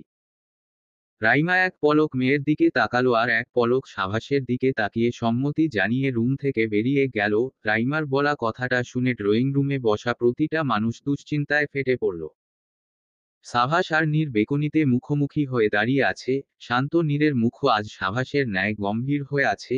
কয়েক মিনিট নীরবতার পর সাভাস ফাঁপা শ্বাস ফেলে বলল, দেখ নিক্কি, আমি তোর গায়ে থুথু দিব না আর না তোকে তুলে আছাড় মারবো, তাই প্লিজ মুখটা এমন বিড়ালের পাছার মতো করে রাখিস না। বিশ্বাস কর, তোকে ভীষণ ডাইনি ডাইনি লাগছে। আকাশে পাখা মেলে এক ঝাঁক পাখি উড়ে গেল যে যার গন্তব্যে। সেদিকে এক পলক তাকিয়ে সাভাস পুনরায় নীরের দিকে তাকিয়ে বলল, নিক্কি দেখ, আমি জানি তুই ঠিক কী কারণে আমাকে বিয়ে করতে রাজি হচ্ছিস না, তাই লুকোনোর চেষ্টা করে কোনো লাভ নেই। নীর চমকে উঠে সাভাসের দিকে তাকালো, ইতস্তত করে বলতে লাগলো, কি জানেন আপনি? সাভাস শান্ত চোখে ঘাবড়ে যাওয়া নীরের দিকে তাকিয়ে কাঠ হেসে বলল, যেটা সবার থেকে লুকানোর সর্বোচ্চ চেষ্টা করছিস তুই। নীর ক্ষণকাল চুপ থেকে জোরে একটা শ্বাস ফেলে বলল, হ্যাঁ জানেন তো। কি করবেন আপনি? অবশ্য জেনে ভালোই করেছেন, এখন নিশ্চয়ই আপনি আর আমাকে বিয়ে করতে চাবেন না, রাইট? কেন চাব না? আমি তোকেই বিয়ে করব। নীর ভ্রু কুঁচকে ওর দিকে তাকিয়ে বলল, আজব তো। আপনি কি আমাকে জোর করে বিয়ে করতে চাচ্ছেন সাভাস ভাইয়া? আমি তোর ভাই না। হ্যাঁ সেটাই, আর না আপনি আমার স্বামী হবেন, আমি আপনাকে বিয়ে করব না। নিক্কি তুই ভুল করছিস, ভুল মানুষকে ভালোবেসেছিস, ও তোকে পাওয়ার যোগ্য নয়, ওই ছেলে তোর জন্য পারফেক্ট না। নীর এবার নিজের শান্তশিষ্ট স্বভাব থেকে বেরিয়ে সম্পূর্ণ নতুন এক রূপে এসে অত্যন্ত কর্কশ স্বরে বলে উঠল, ও তার মানে আপনি যোগ্য? এই দুনিয়ায় আপনি ছাড়া সব ছেলেই খারাপ। আপনিই একমাত্র পারফেক্ট। আমি ভালোর জন্যেই বলছি, কথা শোন। কেন শুনবো? আমার জীবনের সিদ্ধান্ত নেওয়ার আপনি কে? আমি কাকে বিয়ে করব, কাকে করব না, সেটা কি আপনি বলে দিবেন? এই অধিকার আপনাকে কে দিয়েছে? সাভাস অবিচল চোখে নীরের নিরতিশয় ক্রুদ্ধ মুখটার দিকে তাকিয়ে আছে, একটু চুপ থেকেও আস্তে করে বলল, দেখ নিক্কি, ভুল করছিস, তোর এখনো সবকিছু বোঝার বয়স হয়নি। নীর মাথা চাপা চেপে ধরে নিজের রাগ নিয়ন্ত্রণ করে চিল্লিয়ে বলতে লাগলো, আহো, আপনি আমাকে নিক্কি বলা বন্ধ করবেন। আমার নাম নিকিতা নীর, ওকে। কোনো নিক্কি না, আর আমার ভালো মন্দ বোঝার জন্য বাবা মাম্মা আছে। আপনার নাক গলানোর কোনো দরকার নেই। সাভাস শান্ত, খুব শান্ত, আজ যেন ওদের স্বভাব একে অপরের বিপরীত অবস্থা ধারণ করেছে। সাভাসের দৃষ্টি নীরের দিকেই নিবন্ধ। ও অত্যন্ত শান্ত স্বরে বলে উঠল, তুই আমার নিক্কি, তোর জীবনে নাক মুখ ঠ্যাং সব গলানোর অধিকার আমার আছে। কে হে আপনি? কে আপনি? আপনি আমার সিনু খালামনির ছেলে, এতটুকুই, ব্যাস এইটুকুই, তাছাড়া আপনার সাথে আমার আর কোনো সম্পর্ক নেই। কেউ হন না আপনি আমার, কেউ না। সাভাস চোখ বন্ধ করে নিজেকে সামলে নিয়ে বলল, আবারও বলছি নিক্কি, ওই ছেলে ভালো না, ভুল করে ফেলছিস তুই। নাভিন মামুও মানবে না এই সম্পর্ক। কেন মানবে না? ওই ছেলে সাজিদ খালুর কফি শপে কাজ করে জন্য। তাহলে শুনুন, আপনার মতো আমার বাবা না। বাবা চরিত্র দেখে মানুষ বিচার করে, কাজ দেখে না। আমিও সেটাই বলেছি। নিক্কি তুই। উফ, can you stop calling me Nikki? আমার অসহ্য লাগছে। আর একবার যদি আমাকে ফোর্স করেন বিয়ে করার জন্য, তাহলে সত্যি বলছি আমি সুইসাইড করার চেষ্টা করব। সাভাস অবিশ্বাস্য দৃষ্টিতে নীরের দিকে তাকালো, কিছু বলতে ধরেও আর বলতে পারল না। 1 মিনিট এক দৃষ্টিতে নীরের মুখের দিকে তাকিয়ে থেকে সাভাস লম্বা লম্বা পা ফেলে রুম থেকে বেরিয়ে গেল। শুধু রুম না, ড্রয়িং রুমের সবার সামনে দিয়ে ধূপধাপ পা ফেলে বাসা থেকেই বেরিয়ে গেল। সবাই চিন্তিত মুখে একে অপরের দিকে তাকাতে লাগলো। রাইমা কপাল কুঁচকে নিজের মেয়ের রুমের দিকে কিছুক্ষণ তাকিয়ে থাকলো, ওর মনে কি চলছে সেটা বোঝা যাচ্ছে না। সিনু বিচলিত চিত্তে রুমে পায়চারি করছে। সাজিদ চুপ করে বিছানায় বসে আছে। নীরের থেকে না শোনার পর থেকে সিনুর মনটা কেমন অস্থির হয়ে উঠেছে। কেননা সাভাস হাত কেটেছে ওর জন্য, এখন না শোনার পর কি করতে পারে ও? সাজিদ শান্ত গলায় বলল, সিনু পাখি অস্থির হতে হবে না, আমরা চেষ্টা করে দেখব, যদি তাতেও কাজ না হয় তাহলে ভাগ্যে যা আছে তাই হবে, কিন্তু কোনরূপ জোর জবরদস্তি করা চলবে না। সিনু কিছু বলতে যাবে তার আগেই দরজায় কড়া নাড়ার আওয়াজ পাওয়া গেল। সাভাস ক্ষীণ কণ্ঠে বলল, মাম্মা দরজাটা একটু খুলবে। সিনু চট জলদি ছুটে গিয়ে দরজা খুলে দিল। সাভাসের চোখ লাল, চুলগুলো উস্কো খুস্কো হয়ে আছে, ভীষণ বিভ্রান্ত দেখা যাচ্ছে ওকে। সিনু ওর গালে হাত দিয়ে বলল, নিজের একই অবস্থা করেছো বাবা। সাভাস ভিতরে প্রবেশ করে বলল, তোমার কোলে মাথা রেখে একটু শুয়ে থাকতে দিবে? কেন নয় বাবা। সিনু আধশোয়া হয়ে বসে পড়ল। সাভাস তৎক্ষণাৎ মায়ের কোলে মাথা রেখে চুপ করে থাকল। সাজিদ দূরে দাঁড়িয়ে মা ছেলের দিকে তাকিয়ে আছে। সিনু ছেলের মাথায় হাত বুলিয়ে দিতে দিতে বলল, এমন করছো কেন তুমি? আমি নিজে নীরের সাথে তোমাকে বিয়ে দিব। সাভাস ক্ষীণ কণ্ঠে বলল, ও করবে না মাম্মা। অবশ্যই করবে, আমাকে বিশ্বাস করে দেখো। সাভাস কোনো কথা বলল না, ওর চোখ বেয়ে টপটপ করে পানি গড়িয়ে পড়তে লাগলো। নীরের মুখ নিঃসৃত প্রতিটা কথা ওকে ভেঙেচুরে দিয়েছে, ওকে ভিতর থেকে শেষ করে দিয়েছে। আরও কিছুক্ষণ থাকার পর সাভাস বিছানা থেকে নেমে চোখ মুছে যেতে ধরলে সিনু ক্রন্দনরত কণ্ঠে বলল, বাবা আমার এমন করছো কেন? মাম্মাকে এভাবে কষ্ট দিও না সোনা। চিন্তা করো না মাম্মা, আমি ঠিক আছি। কথাটা বলে সাভাস চলে গেল। সিনু সাজিদকে গিয়ে জড়িয়ে ধরে কাঁদতে কাঁদতে বলল, আমাদের ছেলেটার কি হবে সাজিদ? নীরকে এনে দিন না ওর কাছে প্লিজ। সিনু পাগলামি করো না, নীর মামুনি রাজি না, ওকে জোর তো করতে পারি না, ওর মতামত ছাড়া বিয়ে হওয়া সম্ভব না। সিনু হঠাৎ রেগে গিয়ে বলল, কেন আপনি করেননি? আপনিও তো আমাকে পাগলামি করেই বিয়ে করেছিলেন, তাহলে এটা কেন সম্ভব না? সাজিদ শান্ত চোখে বউয়ের দিকে তাকিয়ে বলল, সিনু তোমার আমার প্রতি একটু সফট কর্নার ছিল, আলিশার সাথে রাগ করে তুমি আমাকে বিয়ে করতে অস্বীকৃতি করেছিলে, তবুও বলছি আমার জীবনের সবচেয়ে বড় ভুল ছিল তোমাকে জোর করে বিয়ে করা। আমার তোমাকে একটু সময় দেওয়া উচিত ছিল, তার জন্য আমি আফওয়ান সিনু পাখি, তাই এই ভুল আমি দ্বিতীয়বার করব না। নীর রাজি না হলে সাভাসের জন্য আমি অন্য মেয়ে সিলেক্ট করব, তবুও জোর করে বিয়ে দিব না। সিনু ক্ষণকাল স্বামীর দিকে তাকিয়ে থেকে ওকে আবার জড়িয়ে ধরে বলতে লাগলো, কিন্তু আমার ছেলেটা, ওর কি হবে সাজিদ? ও যে আপনার মতোই হয়েছে, যদি খারাপ কিছু করে ফেলে। সাজিদ সিনুর মাথায় হাত বুলিয়ে নরম গলায় বলতে লাগলো, কিচ্ছু হবে না, আমাদের সাভাস অবুঝ না, ও যথেষ্ট বুদ্ধিমান, এমন কিছু করবে না ও। তবুও আপনি ওর কাছে গিয়ে থাকুন, আজ আমি ভরসা পারছি না সাজিদ। সাজিদ সিনুর চোখের পানি মুছে দিয়ে ওর কপালে লম্বা করে একটা চুমু খেয়ে বলল, আচ্ছা যাচ্ছি, তুমি আর কান্না করে শরীর খারাপ করো না সিনু পাখি। সাজিদ রুম থেকে বেরিয়ে গেল। সিনুর মাতৃ মন এখনো শান্ত হতে পারছে না, ছেলের চিন্তায় ওর মাথা ছিঁড়ে যাওয়ার উপক্রম হয়েছে। সাভাস বেকনিতে দাঁড়িয়ে বুকে দুহাত গুজে স্থির চোখে আকাশের দিকে তাকিয়ে আছে। আজকের আকাশটা সাভাসের মনের মতো আঁধারে আচ্ছন্ন হয়ে আছে। হঠাৎ কাঁধে কারো হাতের স্পর্শ পেতেই সাভাস সেদিকে তাকালো। আয়েশা ওর দিকে তাকিয়ে কাঠ হাসলো। প্রতি উত্তরে সাভাস মলিন হেসে বলল, তুই ঠিকই বলেছিস, আমার মতো কালাচাঁদকে কেউ বিয়ে করবে না। আয়েশা ওর কাঁধে থাপ্পড় মেরে বলল, একদম বাজে কথা বলবি না, তোর মতো সুদর্শন ছেলেকে যে বিয়ে করতে চাবে না তার চোখ অন্ধ। আমি জানতাম না নীরের চোখের সমস্যা। সাভাস শুকনো হেসে বলল, চোখ না মনের সমস্যা। লাগবে না ওকে, তোর জন্য আমি আরো সুন্দরী মেয়ে এনে দিব। নীরকে একটা পেটমোটা সুদর্শন বুড়োর সাথে বিয়ে দিয়ে দিব, তুই একদম ভাববি না। দরকার পড়লে কয়লার খনি থেকে কাউকে তুলে এনে নীরের সাথে বিয়ে দিব। প্রেগনেন্ট হওয়ার পর থেকে কি মাথায় গন্ডগোল হয়েছে তোর? অযথা আমার সতীন বানানোর চেষ্টা করছিস কেন? কথাটা হেসে হেসে বলে সাভাস হঠাৎ চুপ করে গেল। ওর বুকটা হাহাকার করে উঠল। বুকে অসহ্য পীড়া হতে লাগলো, তা লক্ষ্য করে আয়েশার মনটা বিষিয়ে উঠল। মনে হলো নীরকে নিয়ে এসে সাভাসের সাথে বিয়ে দিয়ে দিতে, কিন্তু নীরকেও ও প্রচণ্ড ভালোবাসে। নীরের মতামতের বিরুদ্ধেও কিছু করতে পারবে না। সাভাস আবারও সামনের দিকে তাকিয়ে থাকলো। আয়েশা ভাইয়ের কাঁধে মাথা রেখে নিজেও সেদিকে তাকিয়ে থেকে গভীর চিন্তা করতে ব্যস্ত হয়ে পড়ল। পিছন থেকে ভাইবোনের দিকে কিছুক্ষণ তাকিয়ে থেকে সাজিদ রুমের দরজা থেকেই ফিরে গেল। শেহনাজ এখনো ভাবছে নীরের সাথেই সাভাসের বিয়ে হবে, কিন্তু পরে কি কি হয়েছে সেসব ও ভালোমতো জানে না, তাই এতক্ষণ খুশি মনেই পড়াশোনা করছিল, কারণ বিয়ের আগে ও সব পড়া কমপ্লিট করে রাখতে চায়। ও দ্বিতীয় তলা থেকে নিচে নামতে যাবে, তখন তুষারের সাথে ওর দেখা হয়ে গেল। ওকে দেখে শেহনাজ ভ্রু কুঁচকে বলল, এত রাতে কোথা থেকে আসলেন তুষার ভাই? ভার্সিটিতে ক্লাস ছিল। রাতের বেলা? হ্যাঁ, স্যারের সময় ছিল না তাই রাতে নিয়েছে। বাই দা ওয়ে, তুই কোথায় যাচ্ছিস? মাম্মার কাছে যাচ্ছি, একা একা থাকতে ভয় করছে। বড় হ ভ্যাবলি, বড় না হলে স্বামীর সংসার করবি কিভাবে?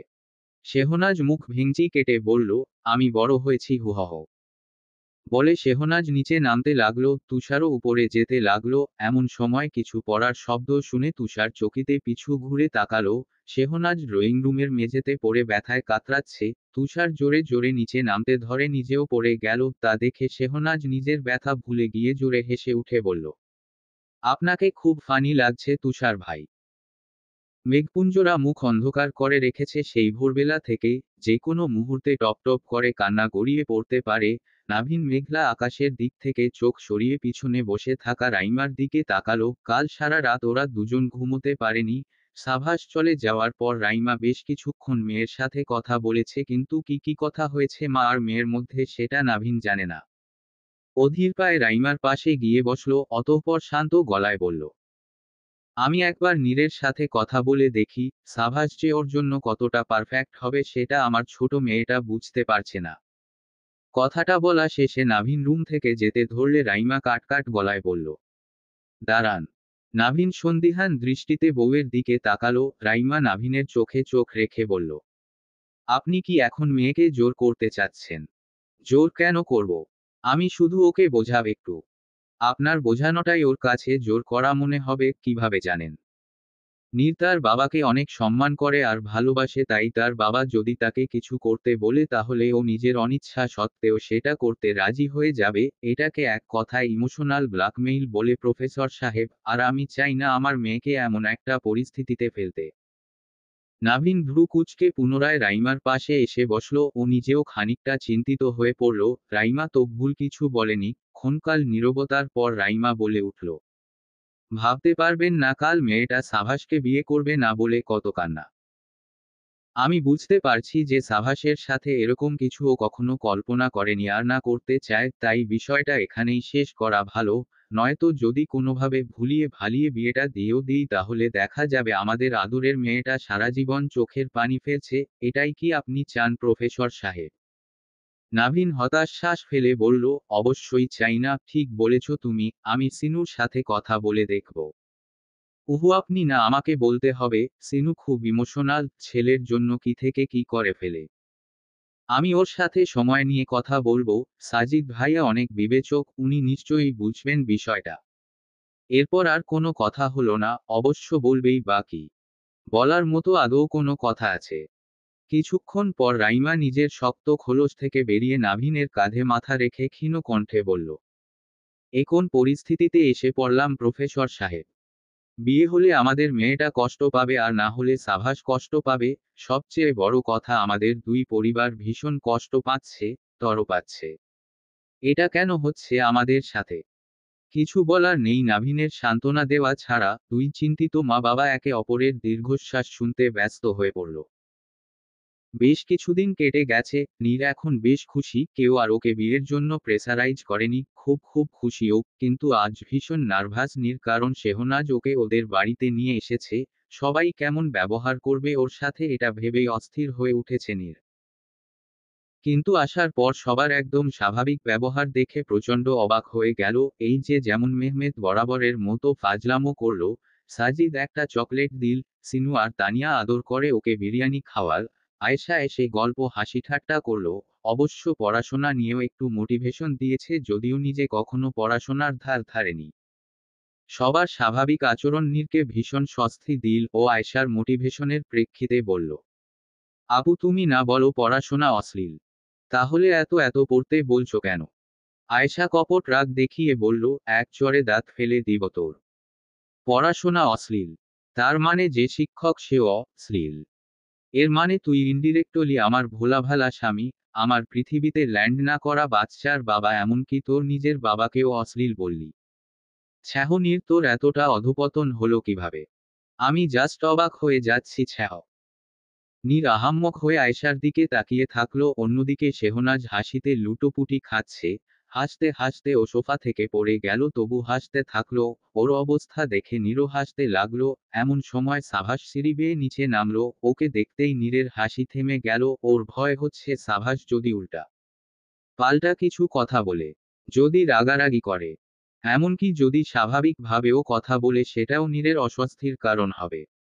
সাভাস ওর সমস্ত চিন্তায় পানি ঢেলে দিয়ে ডোন্ট কেয়ার ভাব নিয়ে ওদের সামনে দিয়ে বাদাম খেতে খেতে চলে গেল। তা দেখে নীর অবাক হয়ে মনে মনে বলল, অন্যদিন হলে তো অনেক কথা বলতো, অনেক কিছু জিজ্ঞাসা করত, তার চেয়েও বড় কথা, কাউকে বাদাম না দিলেও আমাকে দিত, কিন্তু আজ দিল না। অবশ্য এটাই ভালো হয়েছে। ভার্সিটি শেষে নীর ড্রাইভার আঙ্কেলের সাথে কিছু কথা বলল। ওর কথা শুনে ড্রাইভার আঙ্কেল গাড়ি ঘুরিয়ে ফিরে গেল। গাড়িটা দৃষ্টি সীমার বাইরে যেতেই নীর হাঁটতে লাগলো। হঠাৎ ওর পিছন পিছন মাস্ক পরা কেউ হাঁটতে লাগলো। নীর যেদিকে যেদিকে যাচ্ছে সেই আগন্তুক ব্যক্তিটাও সেদিকে সেদিকেই যাচ্ছে। সহজ ভাষায় বলতে গেলে সেই আগন্তুক ব্যক্তি নীরকে ফলো করছে। উদ্দেশ্য ভালো না মন্দ সেটা বোঝা যাচ্ছে না। সাজিদদের কফি শপের একটা ব্রাঞ্চ ভার্সিটি থেকে 10 মিনিটের দূরত্বে রয়েছে। নীর সেখানেই প্রবেশ করল। এখানে সাজিদ বা মেহমেদ খুব একটা আসে না, ওরা দূর থেকেই তদারকি করে ব্যবসাটা। নীরের চোখে মুখে চাপা উত্তেজনা, ওর কৌতূহলী চোখ দুটো ব্যস্তভাবে কাউকে খুঁজে চলেছে। কাঙ্ক্ষিত ব্যক্তিটাকে দেখতেই নীরের মুখের উজ্জ্বলতা দ্বিগুণ বেড়ে গেল, সাথে লজ্জায় গাল দুটো খানিকটা লাল হয়ে গেল। সামনে স্টাফের পোশাকে হাস্যোজ্জ্বল মুখের সুদর্শন এক যুবক দাঁড়িয়ে দাঁড়িয়ে কাস্টমারের সাথে কথা বলছে। হঠাৎ যুবকটার নজর নীরের দিকে যেতেই ও দ্রুতপদে সেদিকে এগিয়ে এসে বলল, ম্যাম, আপনি কখন এসেছেন? আফওয়ান, আপনাকে অপেক্ষা করানোর জন্য। সাজিদ আর মেহমেতের আত্মীয় নীর, তাই সব স্টাফ ওকে বেশ স্পেশাল ভাবে ট্রিট করে। আজও তার ব্যতিক্রম হলো না। নীর নিজের লজ্জা ঢেকে রেখে সাফিমকে উদ্দেশ্য করে বলল, সবেমাত্র এসেছি, এত ব্যস্ত হতে হবে না। আপনার অর্ডার বলুন ma'am. 1 cup cold coffee. Okay, বলে সাফিম দ্রুত অর্ডার আনতে চলে গেল। তা দেখে নীর মুচকি মুচকি হাসতে লাগলো। অনেকদিন আগে যখন নীর নাভিনের সাথে এখানে এসেছিল, তখনই ওর সাফিমকে এক দেখায় ভীষণ মনে ধরেছিল। সেই দিন থেকে ও বারবার সকলকে লুকিয়ে এখানে ছুটে আসে ওকে এক নজর দেখার জন্য। সাফিমের থেকে যদি পজিটিভ সিগন্যাল পায় তাহলে নীর সোজা গিয়ে বাবাকে বলবে ওর কথা, তারপর যা হবে দেখা যাবে। সেই আগন্তুক ব্যক্তি নীরের থেকে সামান্য দূরে বসে ওকেই একনজরে দেখে যাচ্ছে। অন্যদিকে নীর কফি খেতে খেতে সাফিমের দিকে তাকিয়ে আছে। মাঝে মাঝে গাল চেপে ধরে, নিজের কিশোরী মনের আবেগ আর লজ্জাকে ঢেকে রাখতেও ভুলে যাচ্ছে না। টানা 1 ঘন্টা ধরে বসে বসে 1 কাপ কফি কমপ্লিট করে নীর কফি শপ থেকে বেরোলো। এর চেয়ে দেরি করলে নীর বাবা মাম্মার কাছে ধরা পড়ে যেতে পারে, কারণ দুজনেই অত্যন্ত বিচক্ষণ, চোখ দেখলেই মনের কথা ধরে ফেলতে পারে। সেজন্য নীর কোনো ভুল করার পর চশমা পরে কথা বলে রাইমার সাথে, নয়তো রাইমা ওর উপর যখন তখন ক্যারাটে প্রয়োগ করে ফেলে। নীর বেরোনোর সাথে সাথে আগন্তুক ব্যক্তিটাও পিছু নেওয়ার জন্য বের হলো। কিছুদূর এভাবে যাওয়ার পর নীরের সন্দেহ হতে লাগলো ওর পিছনে কেউ আছে। তাই ও পিছু ঘুরে তাকালো, কিন্তু কেউ নেই। মনের ভুল ভেবে ও আবারও হাঁটতে শুরু করলো। আবারও একই অনুভূতি হলো ওর। এবার ও হুট করে পিছন ঘুরল, যার দরুন ও দেখতে পেল কেউ একজন সরে গেল। ভয়ে নীরের গলা শুকিয়ে গেল। আশেপাশে তাকিয়ে দেখল পুরো রাস্তা ফাঁকা। তা দেখে ওর কপাল বেয়ে ঘাম ছুটতে লাগলো। কম্পিত পায়ে ও সামনের দিকে আগাতে লাগলো। ওর বাড়ি আরও বেশ কিছু দূর পড়ে রয়েছে। নীর রাস্তার সাইডে পড়ে থাকা একটা লাঠি চুপ করে হাতে তুলে নিল, তারপর আগাতে লাগলো। আবারও মনে হলো ওর পিছনে কেউ আসছে। নীর বড় করে একটা শ্বাস নিয়ে লাঠি দিয়ে পিছনের ব্যক্তিটাকে আঘাত করে নিজেকে মোটিভেট করার জন্য জোরে জোরে বলল, ঝিঙ্গালাল হু হু। সাভাস বাইক থামিয়ে কপাল চেপে ধরে বলল, আহ, কোন বাল রে। নীর থতমত খেয়ে গেল। সাভাসও চোখ তুলে সামনে নীরকে দেখে কপাল থেকে হাত সরিয়ে মুখটা অস্বাভাবিক গম্ভীর করে ফেলল। অতঃপর বলল, কি সমস্যা?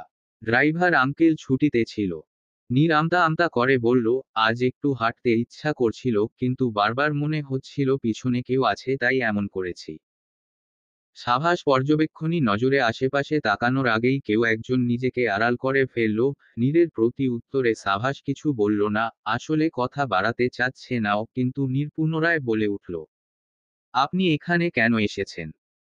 সাভাস কাটকাট গলায় বলল, তোকে কোনো বিষয়ে জোর করতে আসিনি, ভয় পাস না, আর হ্যাঁ ভুলে যাস না এখানে আমার রাইমা খালামনির বাড়ি, উনি আমাকে ডেকেছেন তাই এসেছি। আমার সাথে তোকে কোনো ফর্মালিটি করতে হবে না, কারণ তুই জানিস এবং মানিস যে তোর সাথে আমার কোনো সম্পর্ক নেই। নীরের মন খারাপ হয়ে গেল। সেদিন সাভাসকে বলা কথাগুলো খুব কড়া ছিল, কিন্তু কি করবে? তখন ওর মাথা ঠিক ছিল না, সাফিমের জায়গায় ও অন্য কাউকে সহ্য করতে পারেনি। সাভাস মাথার হেলমেটটা খুলতেই নীর তৎক্ষণাৎ বলে উঠল, আপনি যান, আমি একা চলে যাব। আমি কি একবারও তোকে আমার বাইকে বসানোর কথা বলেছি? তোর পথ তুই হাঁটবি, আমার তাতে কি? নীর থতমত খেয়ে গেল। সাভাস বাইক থেকে নেমে সেটা ঠেলে ঠেলে নিয়ে যেতে লাগলো, তা দেখে নীর ক্ষণকাল চুপ থেকে বিড়বিড় করে বলল, বাইকে নিবেন না অথচ আমাকে ঠিকই বাড়ি পৌঁছে দিবেন তাই না? নির্ধীর পায়ে সাভাসের পিছু পিছু হাঁটতে লাগলো। সাভাসের মাথায় লাঠির বাড়ির ব্যথাটা চিনচিন করে উঠতেই সাভাস সেখানে হাত দিয়ে চাপা আর্তনাদ করে বলল, তুই কি পাগল? আপনি কিভাবে জানলেন? এই খবর তো আমি ছাড়া কেউ জানে না। সবাই চিন্তিত মুখে বসে আছে। সিনুর তো রীতিমতো কান্না চলে আসার উপক্রম। রাত 9টা বাজে কিন্তু শেহনাজ এখনো বাসায় আসেনি। সাজিদ আর মেহমেতও নেই। ওরা জরুরি কাজে শহরের বাইরে সাভাসকে সাথে করে নিয়ে গিয়েছে। তুষার ওকে খুঁজতে বের হয়েছে বেশ কিছু সময় আগে। সিনুর অবস্থা দেখে তানিয়া ওর কাঁধে হাত রেখে বলল, চিন্তা করিস না, ও চলে আসবে। কিন্তু তানিও তো এত দেরি করে না কখনো, আর দেরি হলেও ফোন করে বলে দেয় আমার মেয়েটার কিছু হবে না তো। উনিও নেই। কি সব বাজে কথা বলছিস? পজিটিভ চিন্তা ভাবনা কর, তুষার গেছে তো সিনু, নিশ্চয়ই খুঁজে বের করে আনবে। হয়তো ওর কোনো বান্ধবীর সাথে কাজ ছিল। সিনু শান্ত হতে পারছে না, কোনো সান্ত্বনাই ওর কাছে ফলপ্রসূ মনে হচ্ছে না। শেহনাজ ওর শেষ সন্তান, আর তাছাড়া ছোট থেকে শেহনাজ অসুস্থতার মধ্যেই বেড়ে উঠেছে, তাই ওর প্রতি একটু বেশিই যত্নশীল ও, কিন্তু ওকেই আজ খুঁজে পাওয়া যাচ্ছে না। আরও কিছুক্ষণ পর শেহনাজ চলে আসল দাঁত কেলিয়ে, ওর পাশাপাশি তুষার শান্ত মুখভঙ্গিতে ভিতরে প্রবেশ করল। মেয়েকে দেখার পরও শিনু চুপ করে সোফাতেই বসে থাকলো। আয়েশা আর তানিয়া ওর কাছে গিয়ে বলল, কোথায় ছিলি? শেহনাজ মাথা চুলকে বলল, বান্ধবীর বাড়িতে একটু গিয়েছিলাম কিছু জরুরি নোটস কালেক্ট করার জন্য। তো ফোন করে বলতে পারিসনি? আমার ফোনে চার্জ শেষ হয়ে গিয়েছিল। তোর ফোনে চার্জ ছিল না মানলাম, কিন্তু তোর বান্ধবীর ফোনেও কি চার্জ ছিল না? ওর ফোন দিয়ে ফোন করে আমাদের জানানো যেত না? শেহনাজ লজ্জিত ভঙ্গিতে হেসে বলল, মনে ছিল না, এতটা ভেবে দেখিনি। ওদের কথোপকথন শুনে সিনুর আচমকা প্রচণ্ড রাগ চেপে গেল। তোরা করে বসা থেকে উঠে ও সকলকে অবাক করে দিয়ে হিজাবের উপর দিয়েই শেহনাজের চুলির মুঠি ধরে দাঁতে দাঁত চেপে বলল, বেয়াদব মেয়ে মনে ছিল না তাই না? তোমার বোকামি আমাদের কেন এভাবে ভোগাবে? আর রাতের বেলাই বা কেন যেতে হলো তোমাকে? শেহনাজ ব্যথা পেয়ে চাপা আর্তনাদ করে বলল, মাম্মা নোটসগুলো দরকারি ছিল অনেক, আমি ভাবিনি এত দেরি হয়ে যাবে। বিকেলের দিকেই গিয়েছিলাম কিন্তু আন্টি নাস্তা করিয়ে তবেই বিদায় দিয়েছে আমাকে। তো আমি কি করব? তোমার মন কেন এত ভুলো সেটাই আজ আমি দেখব। তোমাকে শিক্ষা না দেওয়া পর্যন্ত আমি শান্ত হব না। সব সময় তোমার সমস্ত ভুল নির্দ্বিধায় মেনে নিয়েছি আমি, আজকে সীমা পার করে ফেলেছ। কথাটা বলে সিনু ওর চুলের মুঠি আরো শক্ত করে চেপে ধরে সামনের দিকে যেতে লাগলো। ওদিকে শেহনাজ ব্যথা পেয়ে কান্না করতে করতে বলল, মাম্মা ভুল হয়ে গেছে, আর কখনো হবে না, ছাড়ো মাম্মা, ব্যথা পাচ্ছি। সিনুর হেলদোল নেই। তানিয়া আর আয়েশা অনেক চেষ্টা করেও আটকাতে পারছে না। তুষারের বুক পুড়ে যাচ্ছে শেহনাজের চোখের পানি দেখে। ও সিনুর সামনে গিয়ে দুহাত মেলে ব্যস্ত হয়ে বলতে লাগলো, বড় মা মানছি নাজের ভুল ছিল, ওকে বকা দেওয়াই উচিত, কিন্তু এভাবে না প্লিজ, আমি ওকে বোঝাব। ও আর এমন বোকামি করবে না, ছেড়ে দাও ওকে। সিনু চোখ বন্ধ করে নিজের রাগ গিলে বলল, সামনে থেকে সরো তুষার, তুমি আমার অনেক পছন্দের, কিন্তু আজ আমি কারো কথা শুনবো না। এই মেয়ের একটা শিক্ষা পাওয়া খুবই জরুরি। না বড় মা, আমি নরব না, তুমি ওকে ছেড়ে দাও প্লিজ, এবারের মতো ওকে মাফ করে দাও, এরপর থেকে ও অনেক বিচক্ষণ হয়ে যাবে, বিশ্বাস করো। দেখো তুষার, আমি তোমার সাথে খারাপ ব্যবহার করতে চাই না, তাই বলছি সরো। তুষার তবুও না সরায় সিনু নিজের পথ পরিবর্তন করে নিচতলায় ওদের রুমের দিকে যেতে লাগলো। তুষার আবারও আটকালো কিন্তু কাজ হলো না। শেহনাজ ক্রন্দনরত চোখে তুষারের দিকে তাকালো। তুষার ব্যর্থ সৈনিকের মতো অসহায়ভাবে ওর দিকে তাকিয়ে থাকলো। আয়েশা বোনের অবস্থা সহ্য করতে না পেরে পেটে হাত চেপে নিচে বসে পড়ল। এখন আর বেশি ধকল নিতে পারে না ও, অল্পতেই ক্লান্ত হয়ে যায়। এমন অস্থিতিশীল একটা পরিস্থিতিতে কি করা উচিত সেটা কেউই বুঝতে পারছে না। সিনু সহজে রাগে না কিন্তু রাগলে আর থামানো যায় না একজন ব্যতীত। সিনু শেহনাজকে টানতে টানতে নিজের রুমের দিকে নিয়ে যেতে ধরলে পিছন থেকে একটা কণ্ঠ শুনে ও নিজের কদম থামালো। সিনু হচ্ছেটা কি? ওকে ছেড়ে দাও।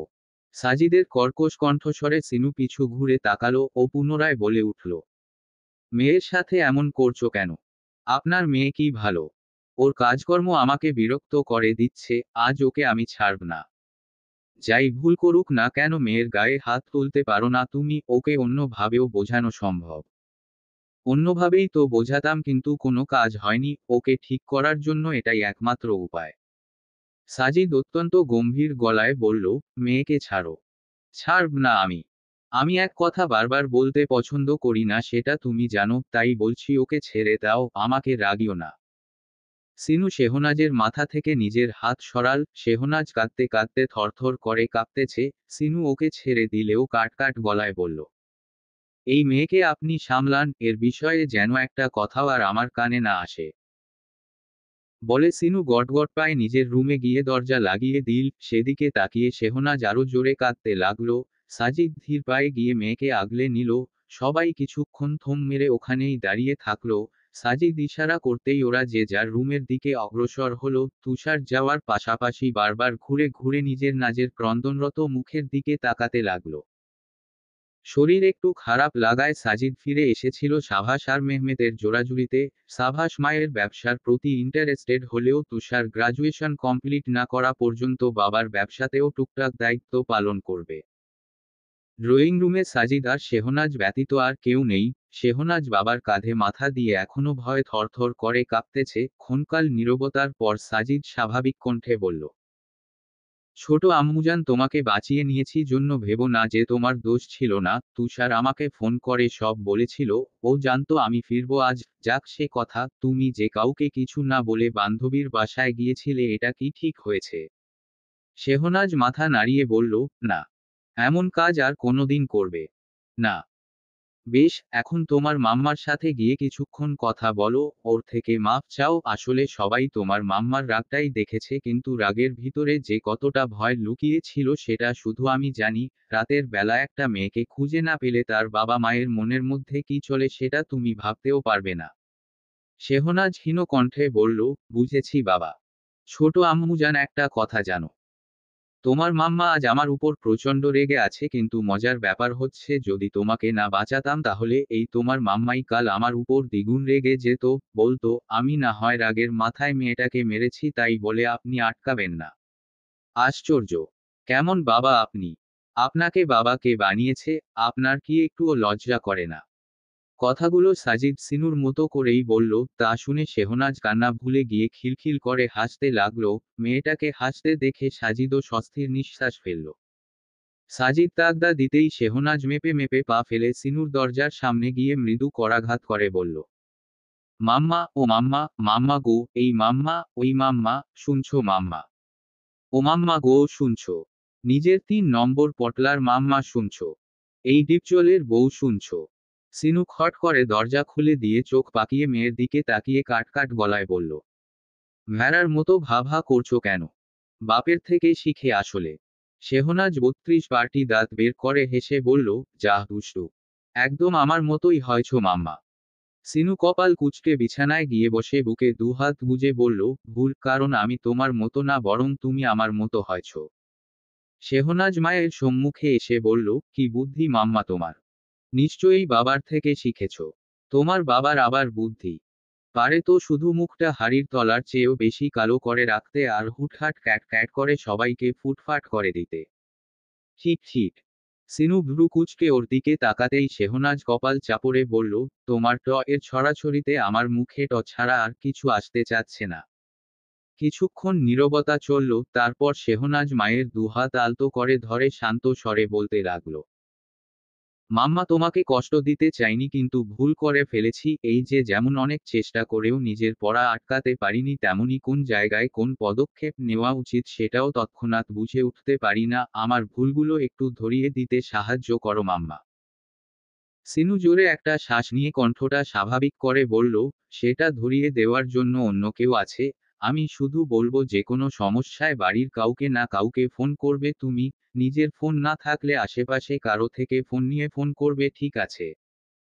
শেহনাজ অত্যন্ত সিরিয়াস মুখভঙ্গিতে বলল, কিন্তু মাম্মা সেই আশেপাশের মানুষটা যদি আমাকে ছিনতাইকারী ভেবে আমাকে গণধোলাই দেয় তাহলে? আর আমার ভুল ধরিয়ে দেওয়ার জন্য তোমার জামাই যথেষ্ট হবে বলে মনে হয় না, কারণ একটা মানুষ এতগুলো ভুল ধরিয়ে দিতে গেলে নিজেই ভুলের সংজ্ঞা ভুলে যাবে, দেখা যাবে বলছে, কারো সাথে দেখা হলে তাকে থাপ্পড় মারা উচিত, এটা আন্তরিকতার পরিচায়ক। অনেকদিন থেকেই কেউ একজন নীরকে ফলো করে চলেছে, যদিও নীর সেটা বুঝতে পারছে না, ও রোজকার মতো ভার্সিটি শেষে কফি শপে যায়, তবে এমন ভাবে যায় যেটা শেহনাজও বুঝতে পারে না, নীর আর সাভাস ব্যতীত এই বিষয়ে কেউ জানে না। অভ্যাসমতো আজকেও নীর শেহনাজের থেকে বিদায় নিয়ে চুপিসারে কফি শপের দিকে এগিয়ে যেতে লাগলো, সেই আগন্তুক ব্যক্তিটাও হুট করে কোথা থেকে যেন চলে আসল, নীর যেভাবে যেভাবে কদম ফেলছে ঠিক সেভাবেই আগন্তুকটাও কদম ফেলছে, রাস্তা ফাঁকা নেই খুব একটা, আর তাছাড়াও নীর কফি শপেও পৌঁছে গেল ইতোমধ্যে।